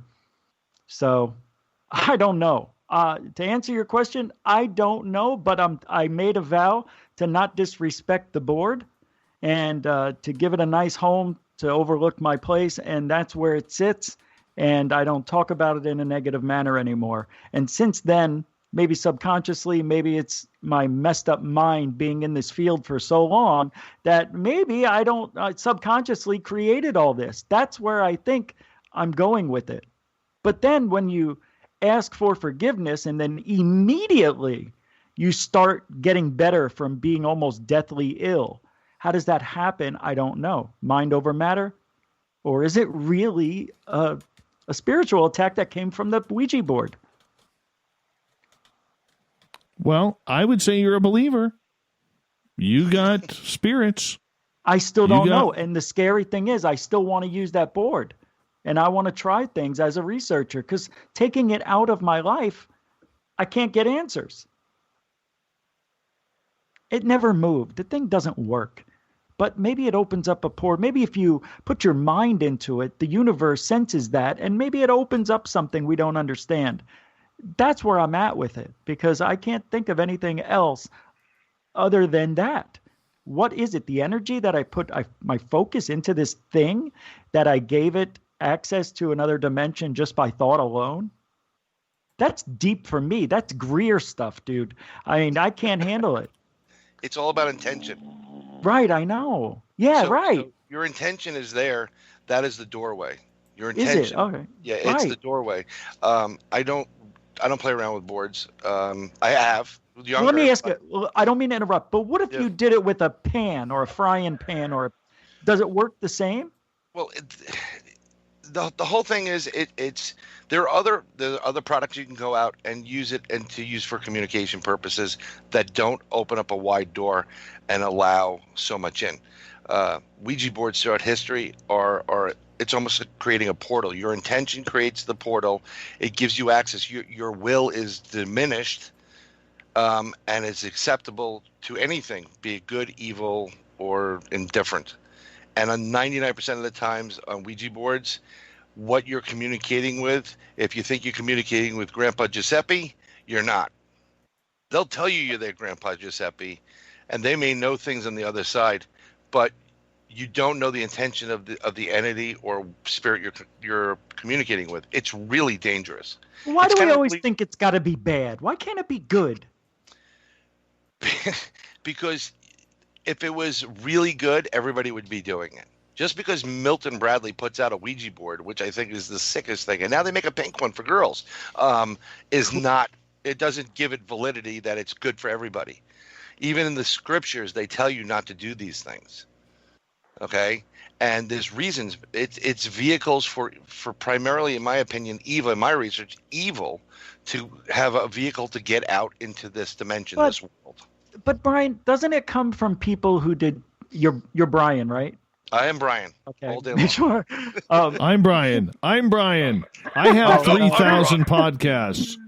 Right. I forgot my train of thought. Well, I think you were going with, the whole thing is we actually, Ron Murphy and I, we have a couple of communication boards, and we're designing some nice ones, and they're for different, to try to communicate with, specifically with angels, specifically with fairies. We have a CE5 board actually coming out, but the point is, I don't play around. I don't need that. If you do proper meditation, you can do the same type of communication and get where you want. Doesn't work for me. Nothing works for me. I've been doing it for 15, 17 years. Nothing works. I can't contact anyone. I'll tell you, binaural beats, put them on. I have it. I've got them. And then you need to figure out a way to calm yourself down. I do. I'm the calmest guy I know. But I think they're really dangerous. And frankly, in your home right now, you have a ticking time bomb. Just because you've been very nice to the board, but you need to have a third party that actually handles these things to get rid of that and really close that portal. And you should take that board, bring it out to the desert, dig a hole, fill it with salt, light the board on fire, and then cover it with salt, and just get rid of it. Oh, and I can film it with my drone. Yeah. Great idea. You totally could. You totally could. That would be great. Because I think you're going to find some very weird experiences when you're actually lighting that thing on fire. We've done that for several on different investigations. We've taken several Ouija boards and we've actually burned them. We've gotten them out. We salted the ground and don't plant anything there. And maybe it's the moment, but it does sound like there's like screams or you can feel it. There's something going on there. It's really weird. It's great for a movie, but we don't normally play with them. If you want to play with it and you really want to try to communicate with someone, they have all these voice phonetic generators like Ovilus. And you'd be better with the spirit box. To tell you the truth. I got them. Yeah, well, you put headphones on the spirit box, record the outside, and literally put something over your eyes. So you really just take all the distractions away. You're focusing, and you need another party to kind of ask questions. Okay. All right. That one's better. All right. Well, let's get Alex's point on this because, he looks like he can work a planchette like anybody's business. I love that word. Well, my point of view is I don't think it's a Ouija board. per se. I mean, you can get alphabet soup, pouring down, you know, on the pan, get some Cheerios, and what's important is the intent. It's the environment you're doing it in, and the observer. I think it has nothing to do with the board itself, and in my opinion, and from my experience of investigating. So there's, you know, the thing is when we start talking about all kinds of hauntings, there's so many different sources for it. And I think some of it is self-generated. I think some of it is your kind of like your psychic expression of your id that takes a physical form. And some of them, sure, some of them is probably some kind of like outside entity type of thing. It seems to be that.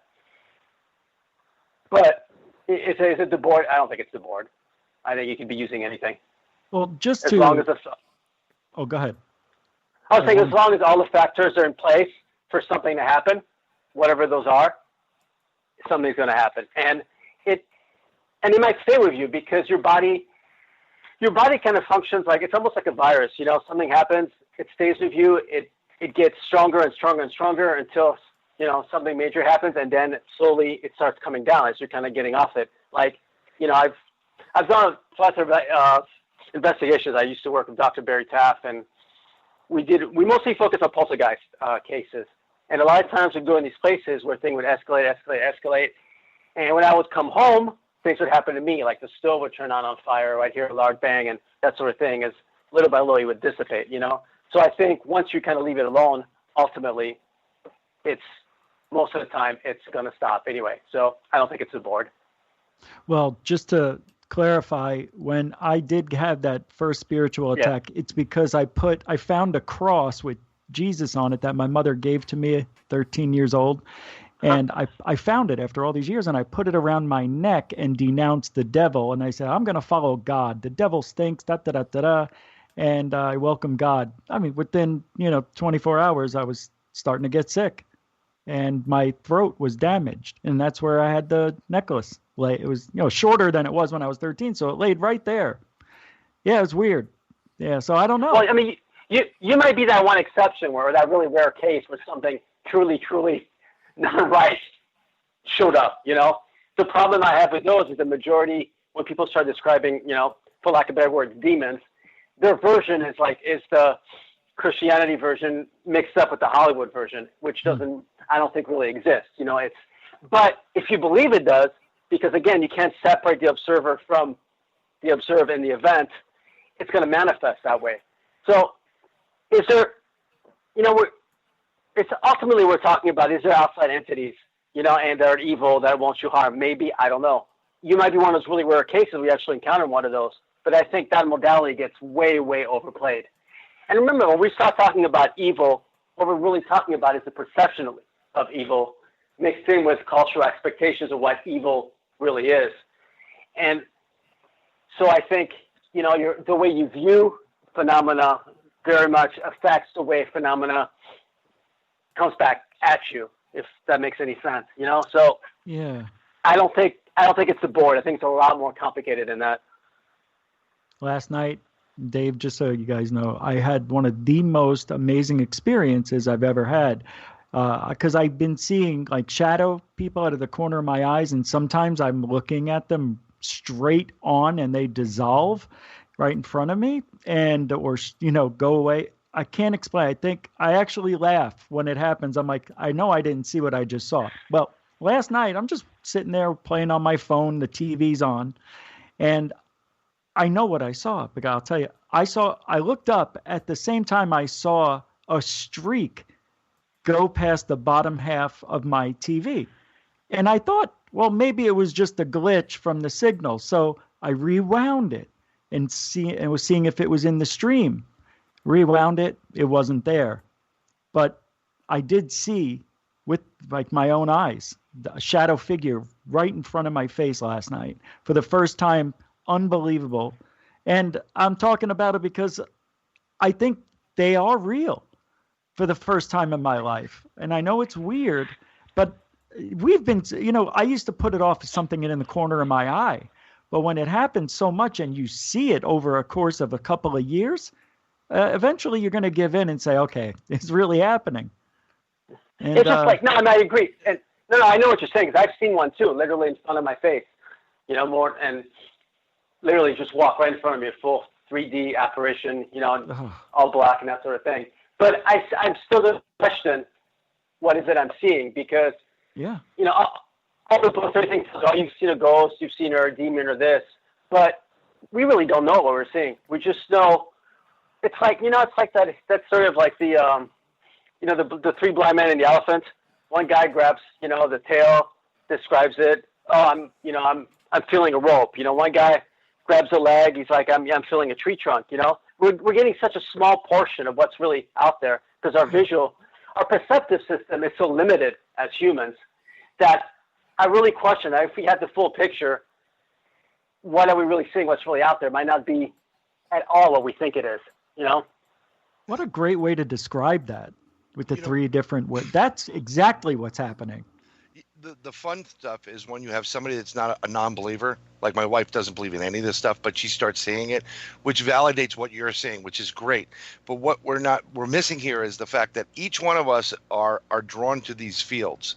And the more you start researching, the more you start opening up to it, you actually change the way you are. I guess the term they use now is vibrating. Right. So you are actually tuning that tool that we all have. We have a gift, an ability, just like any psychics or whatever. We have these abilities. We tune them out. Once you start tuning them in, then you really start. The more you notice them, they'll come. They'll clearer they'll get. You'll start getting those shadows, or you'll get something that looks like the Predator thing going there. And little by little, you'll start seeing other things coming your way. You may be interacting with extraterrestrials at one point, but it's very interesting how we're missing out on this whole process of tuning that third eye and really tuning into it on a spiritual level. And I think that will open up. It's like tuning a frequency. There's probably tons of stuff around each and every one of us right now, but we're only tuned to spaced out radio. But if we tuned a little bit to the right of spaced out radio, you may just see this whole world of beings in front of your face. Do you remember earlier, I don't know if you guys do, I said where I meditated for years, nothing happened. Well, maybe I'm just having a delayed reaction. Maybe they're getting the message now. I don't know. But that's possible. Well, if you take the time and space that we're in right now, this craziness, one of the greatest gifts that happened to us because of everybody being home or whatever is it's time for reflection, to really reflect on what's important in our lives, and also to, just deal with that immediate family. And I think also combine that with what they've been doing with CERN, and they're playing around with things they don't know. I think there may be some rips in times and space that CERN has been doing. That's created the Mandela effect. It's been allowed spirits in different dimensions to intertwine with each other.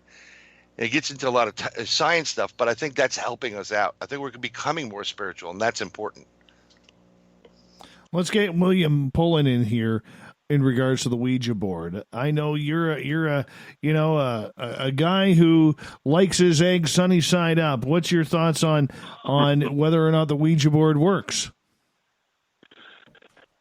Yeah, I have no point of view. I've never researched it. I've listened to all the guys put their opinions forward, and a lot of things make sense. I like Alex's point of view that it may have less to do with the board itself, more the observer. That sounds reasonable to me. From a purely, I guess, a grounded point of view, a skeptical point of view, I have trouble relating that embracing the idea that a product created by, I think who is it, Parker Brothers or Hasbro, that manufactures Ouija boards? I mean, Parker Brothers. I think it was Milton Bradley. Milton Bradley, yeah. I have issues with embracing the idea that an American company is creating, or they're mass producing a product which has paranormal capabilities.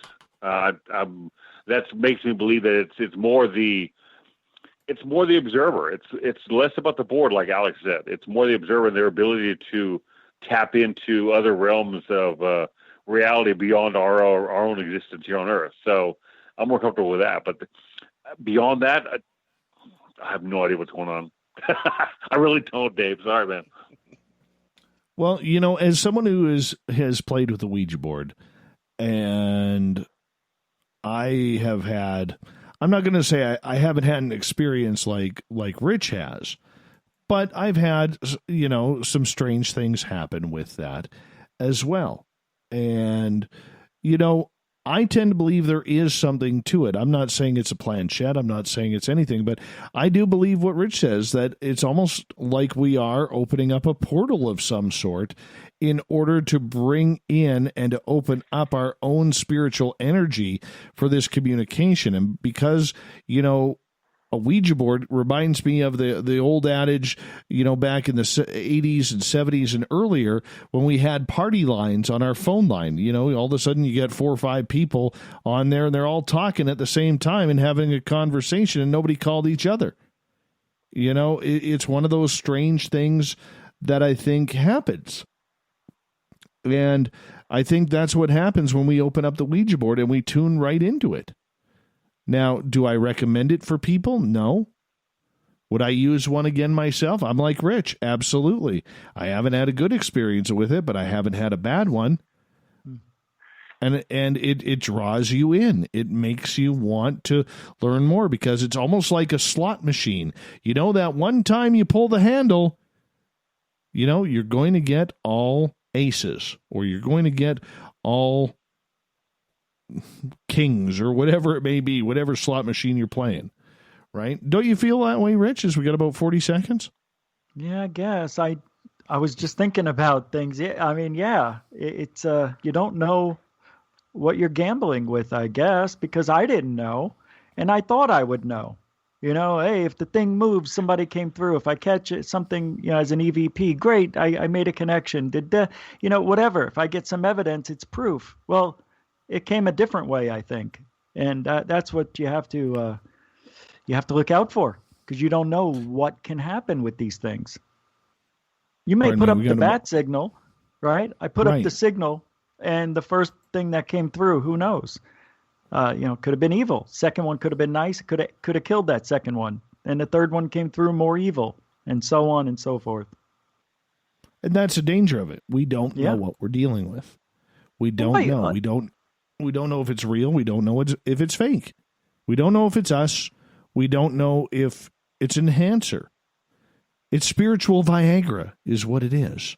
Spiritual Viagra. Yeah. It's like marriage. You don't know what you're getting.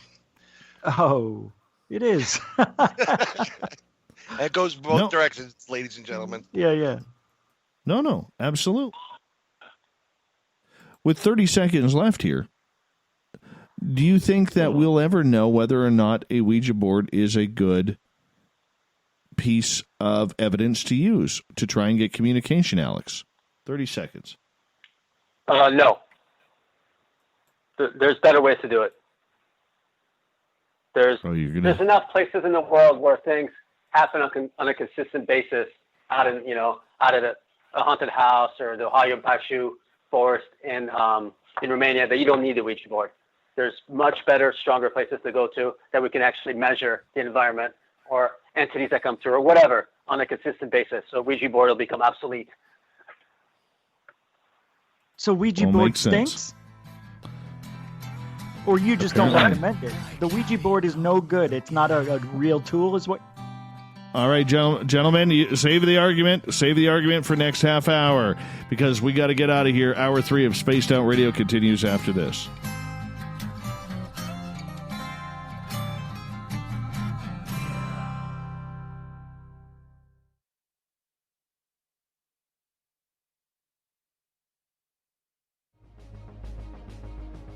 Hello everyone, this is Ryan Stacy from the Experiencer Support Association, otherwise known as TESSA.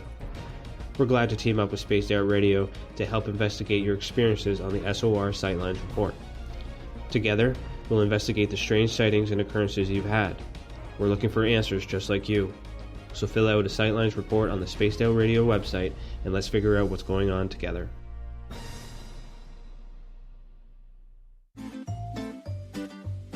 Looking for creative ways to get your company out in the public? How about advertising on Spaced Out Radio? Our sales department is waiting to hear from you, and we can work around any budget. From commercial spots to banners to special promotions, there are many opportunities to get your name and product out to our SOR listeners. For a price guide and more information, please contact us at sales@spacedoutradio.com. Hey, space travelers, this is John Resig, founder of the Chive and Chive Charities. If you know anything about our website, you know we like to do things a little differently.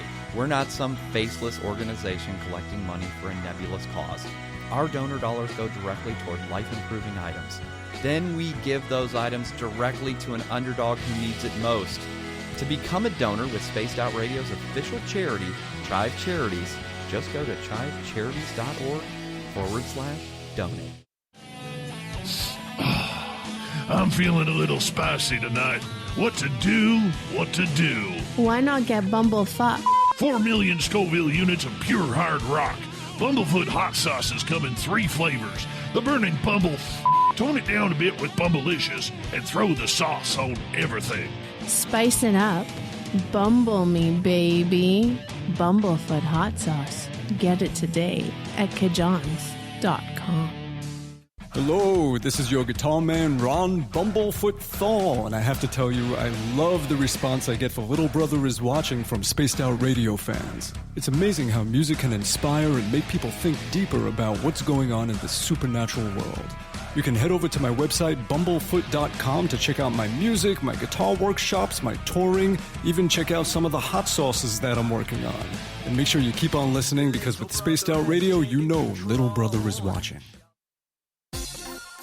For the price of 1 cup of coffee a month, you can become an SOR Space Traveler. The Space Travelers Club is a place where you can interact with other listeners, either live during the show or on our great forum. We want your stories, pictures, comments, and ideas. You'll get live video streams, exclusive content, and be a part of our newsletter.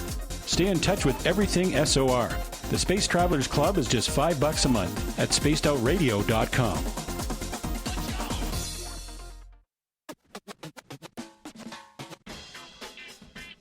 The SOR Vault is open for business, and do we have some cool swag for you to pick up?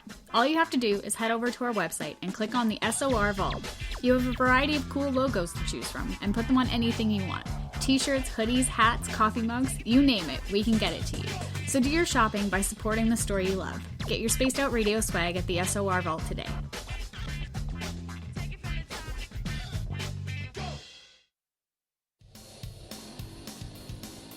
We all know on Spaced Out Radio we love a good beard and mustache, so why not take care of your facial hair with Mighty Moose Beard Oil?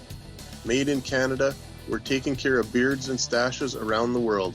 We use 100% natural ingredients with our oils and balms to make your whiskers feel silky smooth. Use promo code SOR2019 at MightyMooseBeard.com today.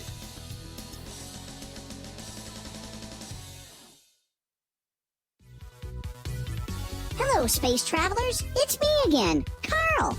Don't forget to join the Space Travelers Club for just $5 a month and follow Spaced Out Radio on Twitter at Spaced Out Radio. Our Instagram, Dave Scott SOR. Our Facebook page is Spaced Out Radio Show. Our archives are free at youtube.com/Spaced Out Radio. Come woo it up with Spaced Out Radio today. Bye! We're adding to the entertainment online for Spaced Out Radio. I'm Amber Beckrud, and I want to invite you to subscribe to our YouTube channel and check out Cryptid Tales, where I will take you on a journey into some of the strangest legends and lore from around the world, relaying the stories to you of the strange creatures and experiences that people have had throughout time. You can find Cryptid Tales at youtube.com/Spaced Out Radio. And while you're there, don't forget to check out our free archives and leave a comment. See you there. We are scouring the world for the most intriguing stories of your day. Take the time to read up on the SOR Newswire, where our team, led by Captain Shirk, will deliver to you some of the best paranormal and supernatural news, along with some stories that will blow your mind from the weird to the wacky. It's the news outside the news that piques interest, and that's what we're looking to deliver to you. The SOR Newswire, only at spacedoutradio.com. Hi there, this is the paranormal lawyer Michael W. Hall. I'd like to invite you to listen in each Sunday night where we're going to open up your eyes to everything strange and paranormal. I will be hosting some great guests with topics that affect us all, such as UFOs, ghosts, and everything paranormal. Let's learn together on Spaced Out Radio Sunday with myself, Michael W. Hall, the paranormal lawyer at spacedoutradio.com. The party is always on at the Moose Vancouver. The Moose Vancouver is where you want to be when visiting Canada's West Coast. Open until 2 a.m. nightly, the Moose cranks up the rock while serving some of the best rated food in the city. The menu starts at $6.95. Why party anywhere else in Vancouver when the Moose is right there? Get your horns up and rock with the Moose, the official party bar of Spaced Out Radio. Would you like to connect with us? Head to spacedoutradio.com for all your latest show info. Now, back to Dave Scott and SOR. Here we go with the third and final hour of Spaced Out Radio. Tonight, I am your host, Dave Scott. Thank you so much for taking the time to tune us on in for everything weird and woo. We welcome back everyone listening in on our terrestrial affiliates across North America and digitally on Revolution Radio and TalkStream Live. Remember, you can check out all of our archives for free by going to youtube.com/Spaced Out Radio. Just do me the favor, hit that subscribe button. The Desert Clam has set the password for tonight in the SOR Space Travelers Club. Xenarine. Xenarine is your password. Use it wisely, Space Travelers, as the Clam sets the password each and every night right here on Spaced Out Radio. Our website is spacedoutradio.com, where we have a plethora of features for you, including Rocking Out to Bumblefoot and reading up on Captain Shirk's SOR Newswire. Find us on Twitter at Spaced Out Radio and give us a follow on our Instagram at Spaced Out Radio Show. We are talking with Rich Giordano from GUFON Radio, William Pullin, our UFO historian, researcher Alex Mistretta, and Bryan Bowden, podcaster extraordinaire, as we are into the third hour of the SOR Roundtable, which happens near the end of each month. Gentlemen, welcome back. And we're going to get into Bigfoot. Because recently, Alex and I had to drop the gloves on Facebook because he called all of us who believe that there may be something a little bit supernatural with Sasquatch a bunch of rotten, no good, ought to be tossed out of the field of research type of people. Good for him. Oh, yeah. It went down. It went down. Wow. I told him to put a shirt on. No So wonder. put a shirt on, man. So, Alex, I'm giving you the forum here. What is wrong with the idea that we don't know what this creature is, and therefore it's an animal? Give me your best shot right here. I'm showing you the right side of my face here. You know, this beautiful stubble here. I'm ready to take the first shot. Oh, okay. It's been brought in. All right. Well, first of all, my whole thing is, it's a primate. I never said it's an animal. I said it's a primate. Primate means humans, we're primates, apes, and everything in between. All our hominin ancestors, all the ancestors to the great apes, everything from Lucy on down to Homo erectus, to Homo naledi, everything, Neanderthals, they're all primates. So, and the reason I say that with Bigfoot is because every single trait associated with Bigfoot, except for the supernatural stuff that you deal with, says primate. From the cone head, from the way it walks, from obviously from the way it looks, from the footprints, from the nests that people found associated with Bigfoot. And it's we already have Bigfoot in a fossil record, right? We have very similar species, whether it's Gigantopithecus on the ape side, whether it's some of our ancestors, whether it's Homo naledi, Homo erectus. A lot of our hominid ancestors have this mix of modern features with primitive features, which is something that when I was in school, for the record, I'm a little biased because I have a BS in anthropology, so I'll admit that right off the bat. But when I was in school, none of that existed. We didn't know. We thought that evolution worked in a single line, right? You had one species, the next, the next, and the next. But that's not true. Now we know that having multiple bipedal hominid species on the planet is actually the norm. It's only been, officially, it's only been for the last 30 to 40,000 years, it's only been us.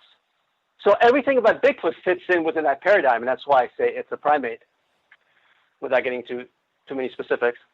And again, wait a minute, saying that it's a primate and having supernatural or paranormal attributes is not mutually exclusive, by the way. I've always said that. Just people kind of overlook that.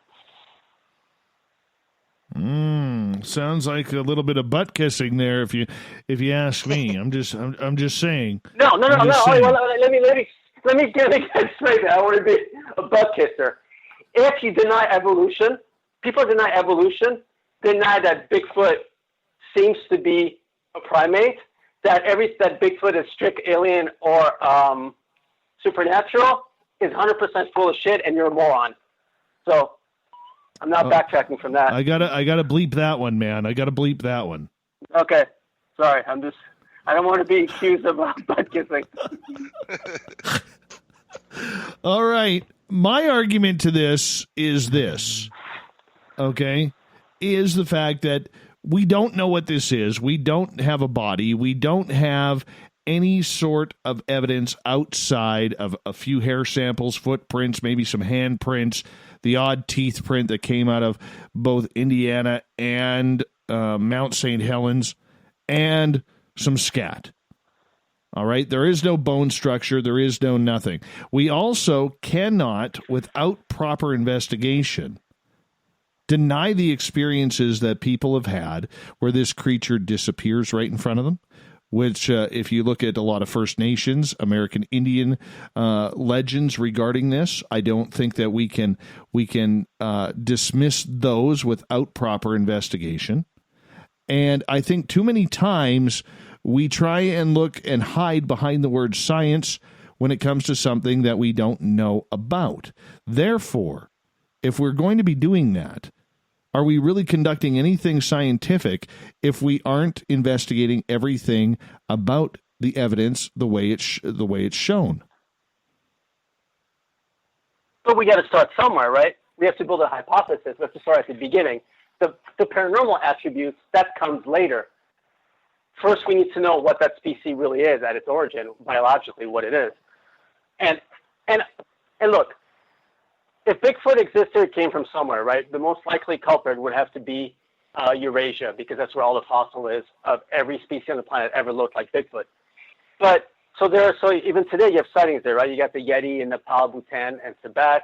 You got the Almasty in Russia and Mongolia, where it's called the Almas, Chichunao in Siberia. We're basically talking about the exact same type of species. There's absolutely no supernatural attributes in any of those sightings whatsoever in that part of the world. It's only in North America. So I agree with you, there's a problem there. It's not something we should ignore. But we can't completely throw out the primate hypothesis because everything points in that direction. It doesn't mean that there isn't something on top of that. I understand, and I agree with you a little bit. Okay, but as someone who has had a Bigfoot sighting and had something supernatural happen a couple days after that, and then get roared at by a creature that I've never heard before, all right, it opens up the realm to a whole different slew of possibilities. And this is where I'm saying that we cannot close the door on anything that we don't know about, because the minute we close the door, we're not conducting science. We're conducting opinion. Yeah, agreed. I've never closed the door. I'm just saying my focus. I'm not closing the door. As I've said, it's not mutually exclusive. But I don't think we can.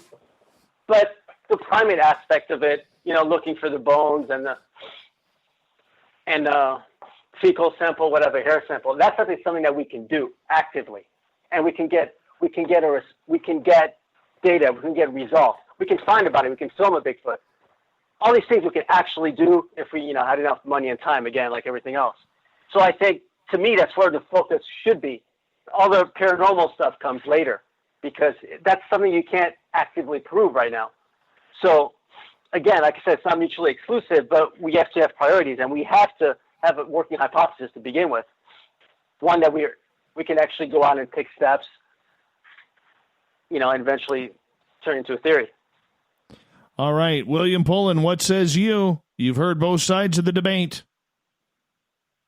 You guys both make great points. What do we have as evidence? All the evidence we have suggests it's a physical creature, which means it might be a mammal, a primate, an animal. It's something physical, a species on Earth. That's not close. I would never close my mind to possibilities. Could there be a paranormal aspect to this? Absolutely. Do we know that? Absolutely not. We don't. It's an idea, a possibility, but it's not going to be confirmed. We do have lots of witness testimony that suggests there's a paranormal aspect to this. And again, we can't cast that aside, but without investigation, we can't confirm it either. Have those sightings been confirmed? Have they each been investigated? If they haven't, we can't assume they're valid either. We can't draw a conclusion unless an investigation has been done. If it has not been done, then we simply have an opinion, and that's not science. So regardless of our point of view, we need to conduct legitimate scientific investigations into whether we think it's, a physical creature or there's a paranormal aspect to it. Whatever the case may be, we need to take this conversation from beyond an opinion-based conversation to a conversation based on a hypothesis that is held up under scrutiny, and they go from there. So you need to start with one hypothesis, see if it holds up under scrutiny, make adjustments to it, go with the evidence, and it should be flexible enough to go with what the data suggests. But at this point, all the physical evidence we have suggests it's a physical animal. That does not mean it's not paranormal. All it means is that everything we have at this point doesn't support that at this point. So, but my own personal point of view, I think it's a physical animal. I think it's an unknown species of primate that has lived into modern times. It's not overly. It's relatively rare, and beyond that, I don't know. But I think it's a physical animal. Well, you're the type of guy who eats breakfast for dinner too, so I don't know if we can trust that opinion. Rich Giordano. No. Oh yeah. Mm-mm. Yes, sir. You want to know You're what listening I think? to all this. I maybe, like yeah, the fact, since we're here. Yeah, since we're here, why not? Forget about it. I like the fact that I'm not a Bigfoot researcher because it's hard in Arizona to do that. Because I get to still be on the outside. This is one of the few things I'm on the outside looking in. So as someone who is a researcher in ufology, I look at this field and I say, what evidence have they captured? Those cast footprints, some scat, hair, all that stuff's been explained. That's what I thought. It was explained as bears, coyotes, all sorts of things that are regular animals, not Bigfoot. So as an outsider, I don't see any evidence, so there can't be science.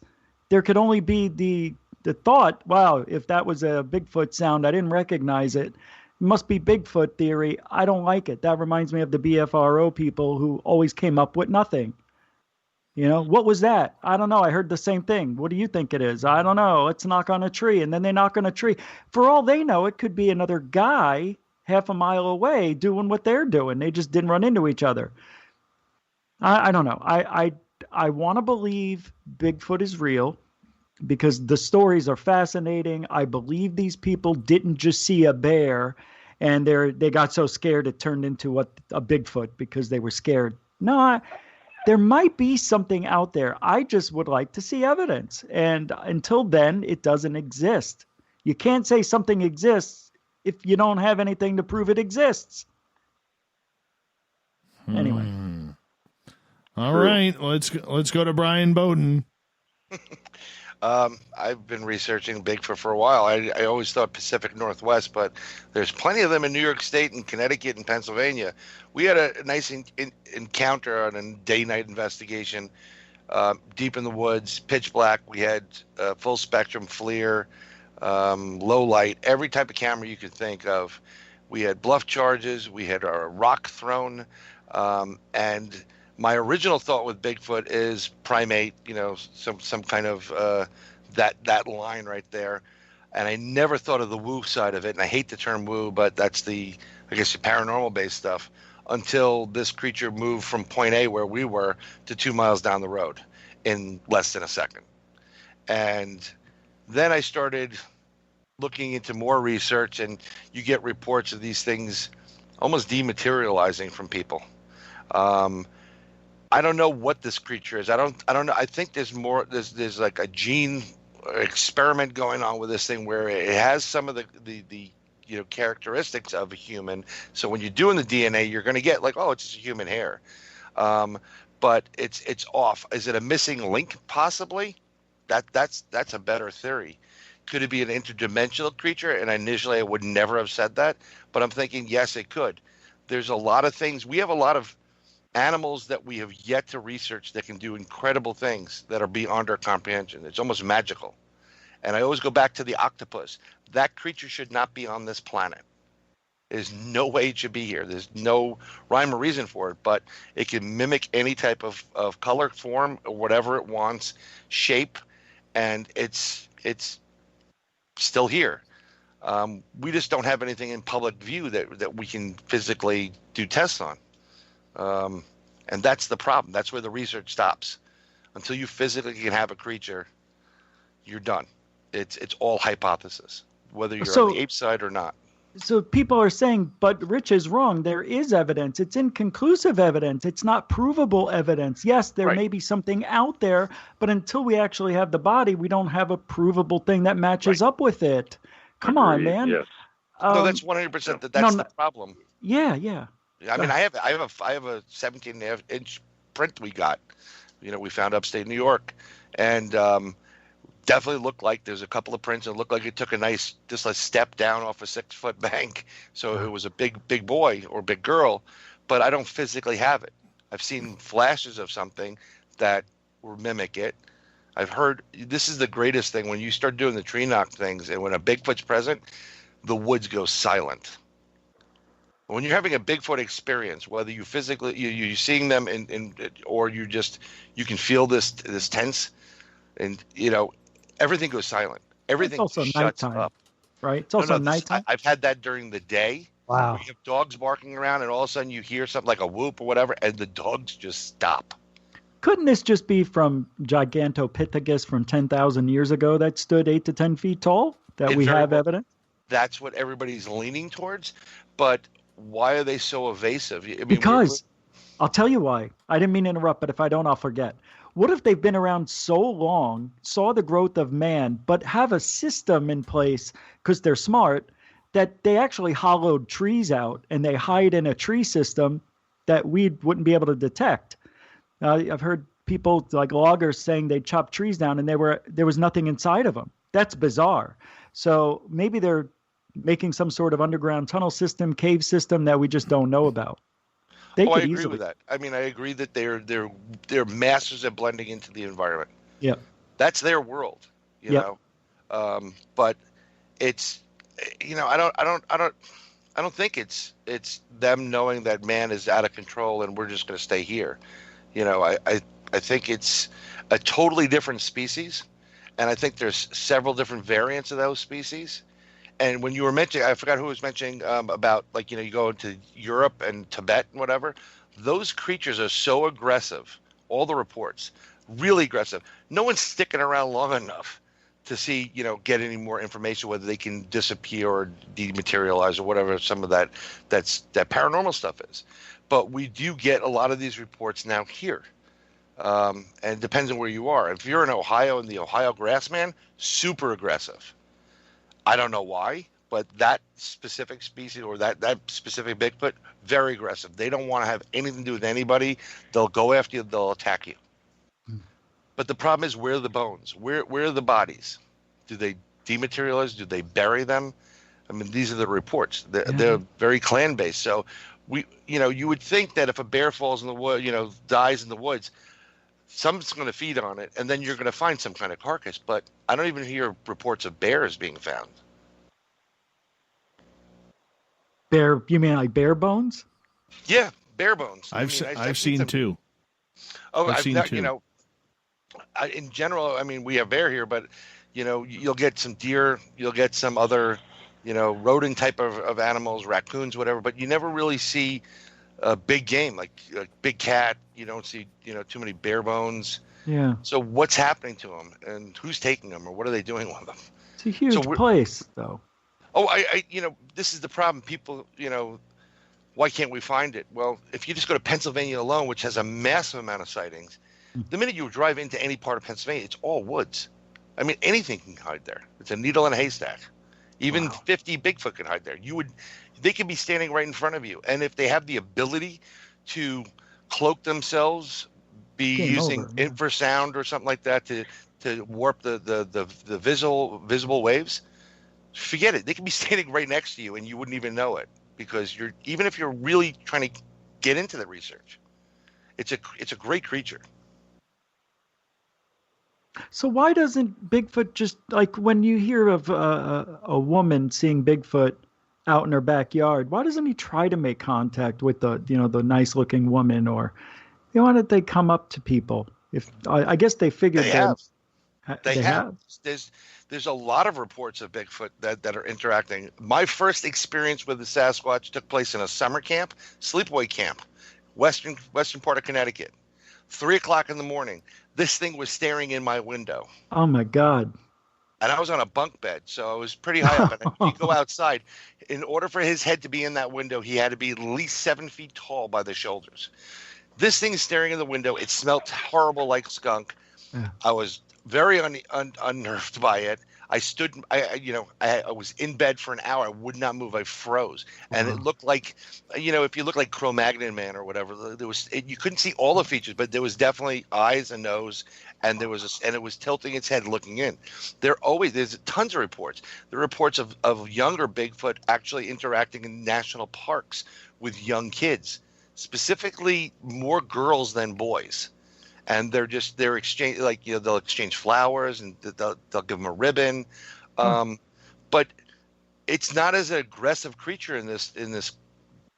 I don't think in North America it's not really that aggressive. It knows what humans are. It knows what they're capable of, because we are pretty dangerous. They know they have weapons, and you just want to kind of keep your distance from them. But there are reports. How many species? Oh, I'm sorry, Dave. How many species are there across the world?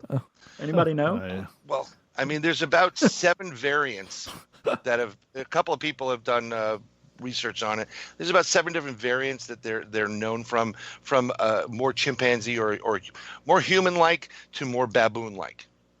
And it's just changed on the physical characteristics. But everything's a little bit different. You go in Yahweh down in Australia, you go to in Tibet, it's different. There's always a little bit of a variation. But then again, there's more Caucasians in Europe, and then if you go to Asia, there's a difference, and there's a difference within the Asian community alone. So it's natural that there should be more than crazy 1 or 2 variants. I'd love to capture. Okay, quickly, Brian, who wins, me or Alex, in the great debate? No disrespect to Alex. I do appreciate the science side, but I think Dave wins because it opens it up more. One for Dave. William. Oh, man, I'm out of here. William. William, your call. We got like 10 seconds, guys. Alex. Oh, 1-1. Rich, you're the tiebreaker. Sorry, Dave. Alex. Ouch. A very sullen and sore Dave Scott returns with the Paranormal Roundtable. Alex Mistretta, William Pullin, Rich Giordano, and Bryan Bowden as we take this thing home next on the Mighty SOR.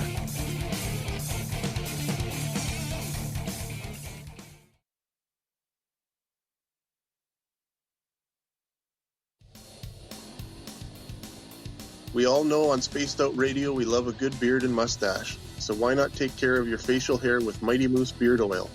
Made in Canada, we're taking care of beards and stashes around the world. We use 100% natural ingredients with our oils and balms to make your whiskers feel silky smooth. Use promo code SOR2019 at MightyMooseBeard.com today.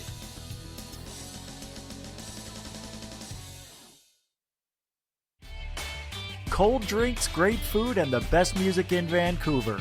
The Moose Vancouver is the place to be, open until 2 a.m. nightly. Everything on the menu starts at just $6.95. Who serves food that cheap anymore? At the Moose, you'll never know who you'll run into. Rock stars, actors, athletes. It's the place everyone wants to be. So join us at the Moose Vancouver, the official party bar of Spaced Out Radio. If you like it hot, real hot, then heat up your meals with Bumblefoot hot sauce. Get your Bumblefoot hot sauce today. The sauce, Bumblicious, and the 4 million Scoville unit Bumble. We're going in hot, real hot, coming out even hotter. Keep the milk nearby and tantalize your taste buds tonight. Bumblefoot hot sauce, available now at kajans.com. At spacedoutradio.com, we are keeping you up to date on all the news with the SOR Newswire. Captain Shirk leads the team that is bringing you the news of the day and exclusive stories on everything paranormal and supernatural. It's free to read, it's updated daily, and it's right there for you. The SOR Newswire is a one-stop shop for the news of the day. Check it out at spacedoutradio.com today. Hi there, this is the paranormal lawyer Michael W. Hall. I'd like to invite you to listen in each Sunday night where we're going to open up your eyes to everything strange and paranormal. I will be hosting some great guests with topics that affect us all, such as UFOs, ghosts, and everything paranormal. Let's learn together on Spaced Out Radio Sunday with myself, Michael W. Hall, the paranormal lawyer at spacedoutradio.com. Hello, space travelers. It's me again, Carl. Don't forget to join the Space Travelers Club for just $5 a month and follow Spaced Out Radio on Twitter at Spaced Out Radio. Our Instagram, Dave Scott SOR. Our Facebook page is Spaced Out Radio Show. Our archives are free at youtube.com/Spaced Out Radio. Come woo it up with Spaced Out Radio today. Bye! Hello, this is your guitar man, Ron Bumblefoot Thal, and I have to tell you, I love the response I get for Little Brother is Watching from Spaced Out Radio fans. It's amazing how music can inspire and make people think deeper about what's going on in the supernatural world. You can head over to my website, bumblefoot.com, to check out my music, my guitar workshops, my touring, even check out some of the hot sauces that I'm working on. And make sure you keep on listening, because with Spaced Out Radio, you know Little Brother is watching. Are you looking for great advertising value for your company? Look no further than Spaced Out Radio. We have a multitude of places to get your name out there, including commercial ads during the show, special promotions, and banners on our website. Our audience is proven to support the companies that support our show. We can make your budget work for you. So for more information, please contact us at sales@spacedoutradio.com. Hey, Spaced Out Radio fans! It's John Resig, founder of the Chive and Chive Charities. Our goal is to make the life of veterans, first responders, and those with rare medical conditions 10% happier. We do this by donating one grant item, ranging from vans to therapy programs to prosthetic limbs, to those who need it most. To contribute to Spaced Out Radio's official charity, head over to chivecharities.org and become a donor today. You wanted new SOR gear, and now you can have it. The SOR Vault is fully stocked with t-shirts, hats, hoodies, mugs, and everything in between, with great logos for you to choose from. So head on over to spacedoutradio.com, click on the SOR Vault, and go shopping. Pricing is quite affordable, and you can look good representing your favorite show. So go to our website and pick up your new SOR wear at the SOR Vault today.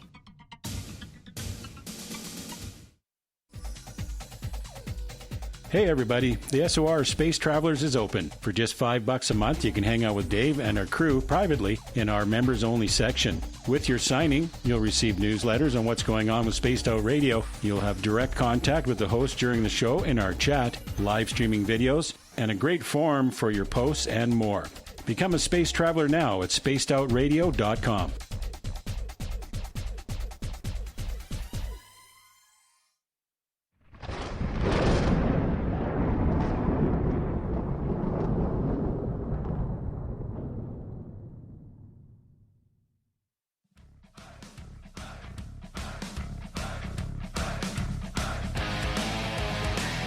We've rounded third. We're heading for home tonight on Spaced Out Radio. I am your host, Dave Scott, sitting in the captain's chair of SOR headquarters. Thank you so much for joining us tonight.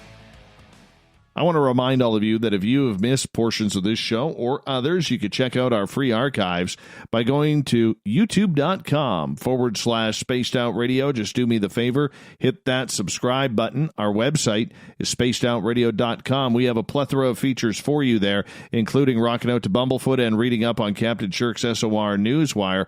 Follow us on Twitter at Spaced Out Radio for the show, and our show Instagram page at Spaced Out Radio Show.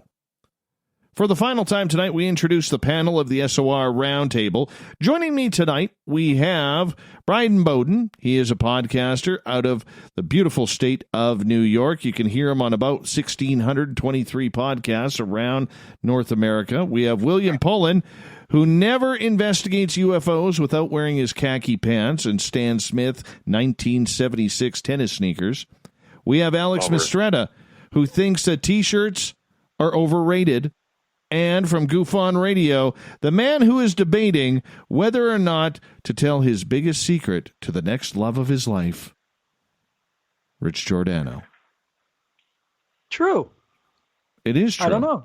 Should I tell the next love of my life that I have fake teeth on the first, second, or third date? No. I think you... No. They look real. They look really white, but... I don't know. I don't know. Let us know on Twitter at Spaced Out Radio whether or not Rich should kiss and tell. No. I can get away with it. Great. The man who owns Just leave it. Lots of stock in Polydent. She's going to wake up to Grandpa G one day. Hey, what are you doing, sister? How you doing? Hey, I'm Richie's father. You know, it's like, how does that happen? It's going to happen. Sorry. Oh, the fun we have around here. Gentlemen, you know, we only got like 30 minutes left or less than 30 minutes left in tonight's show. And you know, one of the questions that I always want to know is, how do you change things? So I'm going to pick a topic, and you tell me how you'd change the field for the better. Rich, let's start with you. And I'm going to start with, you know, because you're an outsider looking in, like you just mentioned, the cryptid world. How could we change that to better the research and better the respect that it gets within the community? Well, it does. We've heard, I think Alex said it earlier a couple of times. It costs money, it takes a lot of time, but I would like to see something done that was done at the Skinwalker Ranch.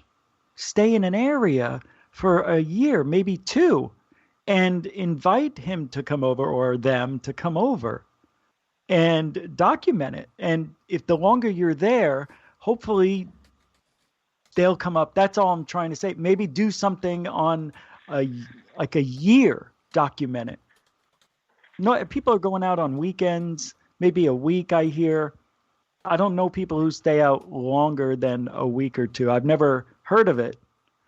But that Survivor Man, that from that TV show, that guy. Les Stroud, great guy, but he may have documented a Bigfoot. So it's very interesting, you know, because he stays out there for a week, I think, and survives, right, until, you know, they come and pick him up. So he was out there more than a day or two or a weekend. Got lucky. Who knows what he heard? But nonetheless, he thinks he heard a Bigfoot. I would go by his word more than anybody's. But I would like to see the best equipment that you could ever get. Thermal. I mean, they have it now, but I would like to see it scattered throughout an entire jungle, if it's possible. You know, get 100 of them, put them out. Like in Predator 2. Remember when they had all the cameras? They had him go towards a certain area so they can document the way he runs and everything. I'd like that, to see if that would pop up on a camera somewhere. I don't know. I mean, there's so many things I don't know about because it's not my field, but on the outside looking in, I think they need that kind of research, something that was like at Skinwalker Ranch, yearly, continual, and make it public. I want to know. That's it. All right. I know. That's a good argument. That's a good argument. You know, before we get to the next person, and I'm going to hit up Alex next on this. I got to say, there is one of our listeners here in our Spreaker chat room, Stevie B, who is listening to us while camping. His wife, Alex, you'll like this story. His wife and his child are sleeping in the tent. He's sitting around, probably near a campfire, because it's always raining in Hope. That's where they filmed the First Blood, the first Rambo movie. Right before in British Columbia, before you hit the canyons, there's a small town called Hope that kind of dissects you on the highway you're going to take to get into the regions of British Columbia. Anyway, so Stevie's sitting there and in the mountains. He's got signal because there's towers all over the place. And he keeps hearing all of these noises coming through the valley and through the mountains. It sounds like tree knocks happening. And then the trains will go by. They'll stop, but the minute the trains are gone, it restarts. I'd love to be there right now. Love to be there. He says there's no lights in the hills, but loud clapping and slapping noises on a rhythm. Have you heard that before, Alex? Oh, yeah, plenty of times. It's, again, the tree knock, it's a primate trait. The chimps, use tree knocks, and they even throw stones at trees, that sort of thing. So, yeah, I've heard stories of tree knocks, and I think it's sort of communication, I think, I think when people, us, meaning in the area, there's a sort of communication system between Bigfoots. This is all theoretical, obviously, but I think that's what that points to, because I've heard those stories, dozens of times. Yeah. I know where you are right now, Alex. I know exactly where you are. I just kind of Googled it to get a refresher. Yeah, you got some Bigfoot around there. Total Bigfoot around there. Keep your eyes open. Watch for the eye shine. I get your flashlight out. See if you can get any eye shine. That would be kind of cool. Anyways, moving on, Alex. If you could fix one area, and I'm going to pick for you the paranormal world, the ghost hunters. Okay, how would you fix it, and why would you fix it that way? First of all, I'd set up a professional system where we got paid something like $100,000 a year with unlimited funding. And I would never step foot in a boring haunted house ever again. I would pick a plethora of environments. I would probably pick one house, maybe one abandoned mine, one forest, and set up camp there and document what happens at every location, and then compare notes. Measure everything you can possibly measure in every spot, but also bring a team of multidisciplinary approach. So you'd have a psychologist, you'd have an anthropologist, whatever you need, depending where you're at. And but I would start expanding it to a lot of different environments: underwater, underground, in caves. Compare the data in places where people are at with the data in places people are not. See if there's a difference. But the number one thing is I would stop working for free. Everybody would have to get paid a lot of money, so you could actually go out and and do this full time. So and with a lot of funding. But I would start thinking a lot bigger than we're thinking. Ghost hunting is passé, man. It's an antiquated way of doing things. All right. And I think that's a good stance, but you can't afford to, the 40,000, 50,000 ghost hunters out there to each get $100,000 a year. How do you justify you pick, that? You'd have to pick, whoever's going to, it has to be private source of funding, right? Because obviously the producers and TV affiliates failed. They don't want to pay us anyway, right? They're not, the funding's going to come from them. So it's from a private source. So wherever the private source is, they're going to determine who they want to be on that team. Now, I'm only saying that because I've been involved in discussion with that kind of project, and eventually, because of a lot of greed from a lot of people and a lot of other issues, it kind of fell apart. But, so whoever the team gets picked, it would have to be, that's at the discretion of whoever's going to be putting up the money. Obviously, on any team, I want to be on it, but I can't tell you that, I'm necessarily the best person for the job. I don't know that. So that would have to be, obviously who pays the money, makes that kind of decision. But obviously, some protocols that need to be observed. It has to be, somebody that's sound of mind, not somebody that running around screaming demons, no Zach Baggins type. True. All right, Bryan, let's pull you in here for a second. Sure. All right. And I want to talk about with you ufology. Okay. And the reason why I want to talk to you about that is because it's a little bit different from what a lot of stuff you cover. But where do we have to get better? Where do we have to, and I'm saying not on the political side, okay, because there's a lot going on there, but for the regular researcher out there who is checking things out in the skies, who's taking reports of people who have had close encounters and or ET contact or abduction, where do you start? How do you clean it up to make it a little bit more distinguished? First and foremost, you get a central database that's a full open database for anybody to contribute to as well as to pull from and compare reports. The problem then becomes sifting through the data of fake reports. So that would have to be cleaned up itself, but we need a central location for reports, for video evidence, for physical evidence, and for all the other anything someone captures. That's one. Two, I think we need to set up, and of course it takes money, throughout the country, towers that are actually monitoring 24/7 sky, land, whatever, so people can observe and really review what's going on. The problem with this whole community also is money. When it gets to selling the money and selling the data and the information, and we need to eliminate that bureaucracy. I don't think there should be one group like MUFON handling it. I think it should be broken into almost like regions, and then annual, or actually quarterly conferences where everybody's comparing what they've done.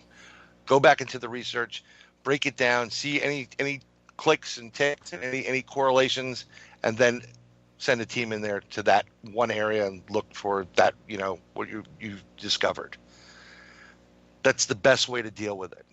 And I would take that global, actually. I would, you should have these towers that are monitoring 24/7 throughout the world. So if Chile is the new hotspot, everybody should have full access to those towers and full access to the data that's being pulled down. You can real time, watch, observe, because the best thing that we do, and I've done, is my research, whenever we have live video or any type of audio, we just throw it up on YouTube. We can't monitor everything. I've seen videos that we've taken in photos thousands of times. I've blown them up on 75-inch TV sets, and I still miss stuff. We need other people to get involved in it and not be afraid to let the general public get involved in it. If you're going to research, let everybody research, because you never know what someone's going to find. Very true. William Pullin, we bring you in here, and I'm going to put you in probably the most uncomfortable position here, but, shift the khaki pants and you'll be just fine. All right. In regards to, everything from consciousness to psychic ability, intuition, telepathy, so on and so forth, there are a lot of shenanigans that go on there. There's a lot of hoaxsters and hucksters who take advantage of people. How do you clean up that industry while still allowing for credible research to happen? Well, you look at the scientific community. If a scientist makes false claims about a drug, an archaeological find, whatever, and those claims are found to be false by their peers, that person's career is done. They're kicked out. They're finished. In the paranormal fields, that does not happen.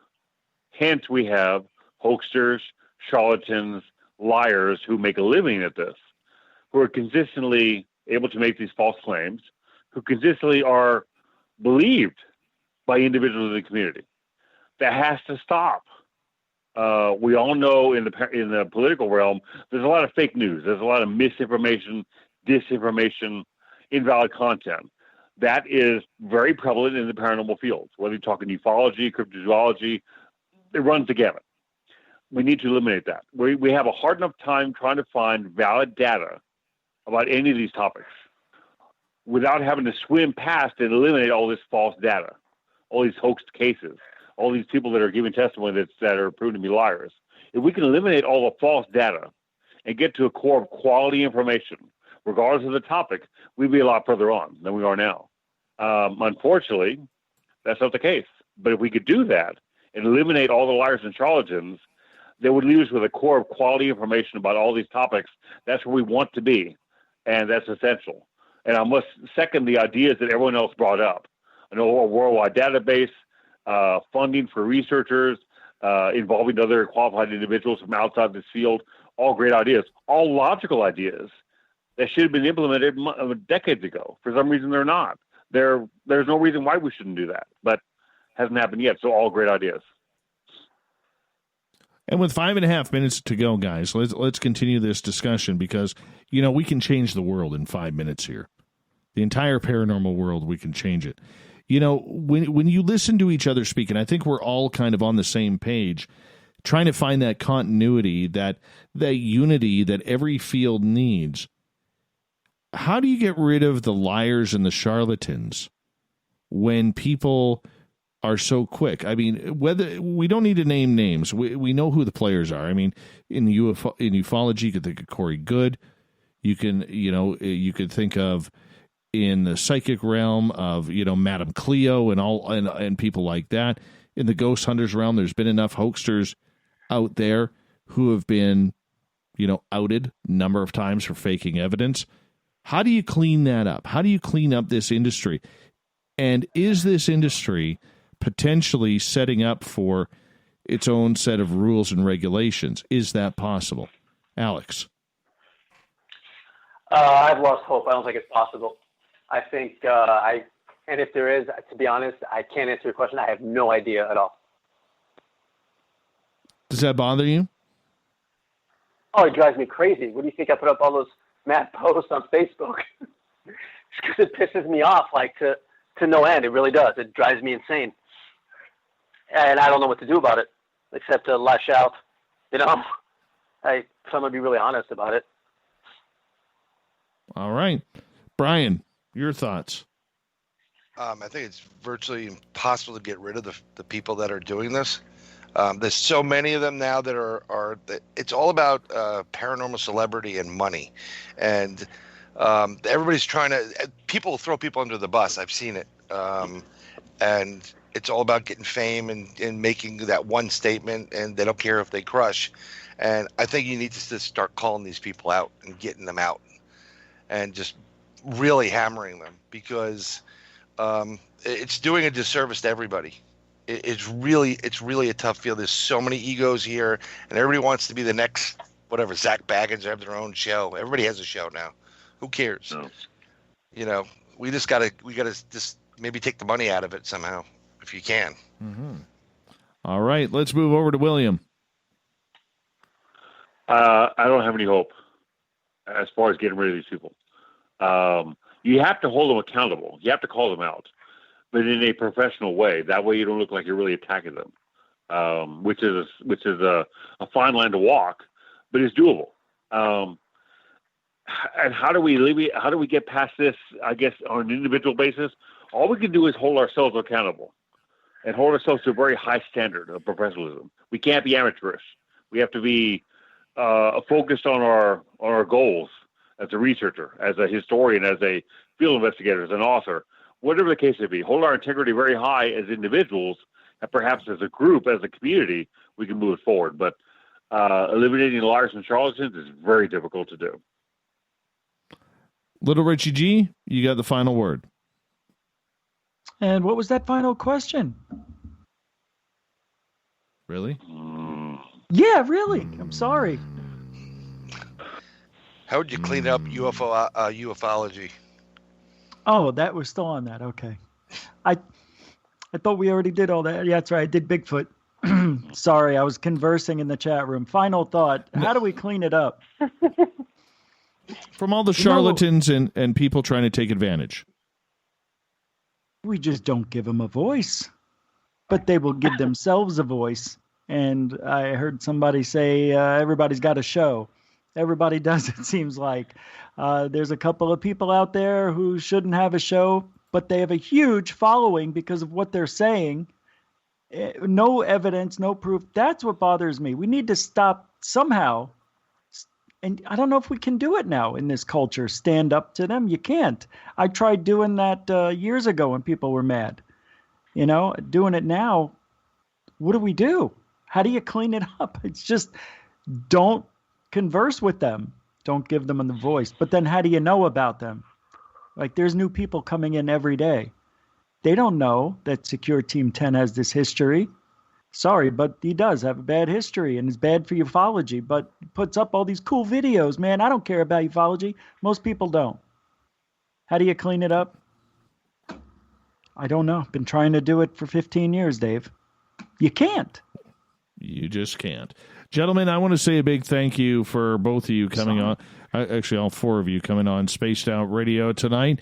And, you know, we couldn't do a good show without guys like you coming on in and hanging on out and breaking down everything from the paranormal to the supernatural to everything in between. We do the Paranormal Roundtable near the end of each month here, where I bring in some friends and we debate and discuss the month that was. And you can always find out more information about what we do by going to spacedoutradio.com, checking out our website, and following us on social media like Instagram at Spaced Out Radio Show, which is our newest one, on Twitter at Spaced Out Radio, and of course we are all over Facebook and YouTube as well. Thank you, Richie G, Alex Mistretta, William Pullin, and Bryan Bowden for a great show tonight. And thank you all for listening. We got Mr. Ron Bumblefoot Thal rocking in the background with Little Brother Is Watching. Bumblefoot is the official music of Spaced Out Radio, rocking us in and out of every single show. Get your horns up for the guitar god himself. Special thanks to everybody listening in at home, at work, in your cars, wherever you may be. Thank you to everyone participating in our chat rooms on Spreaker, YouTube, LGAB, Revolution Radio, Facebook, the Space Travelers Club on our website, and to all the snarkers and snarkettes on Twitter at hashtag Spaced Out Radio. You were absolutely stellar tonight with your snark. Remember, this show is copyright by Spaced Out Radio and SOR Media Ventures Limited. Thank you so much for choosing your evening with us, because together, my friends, we're watching. We own the night. Mr. Bumblefoot, we need a favor. We need you to take us home.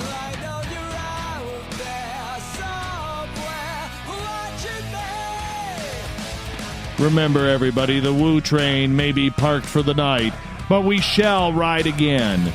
Your tickets never expire. Your seats are always available. And if you want to bring a friend, there's room for them too. Have a great night. Good night.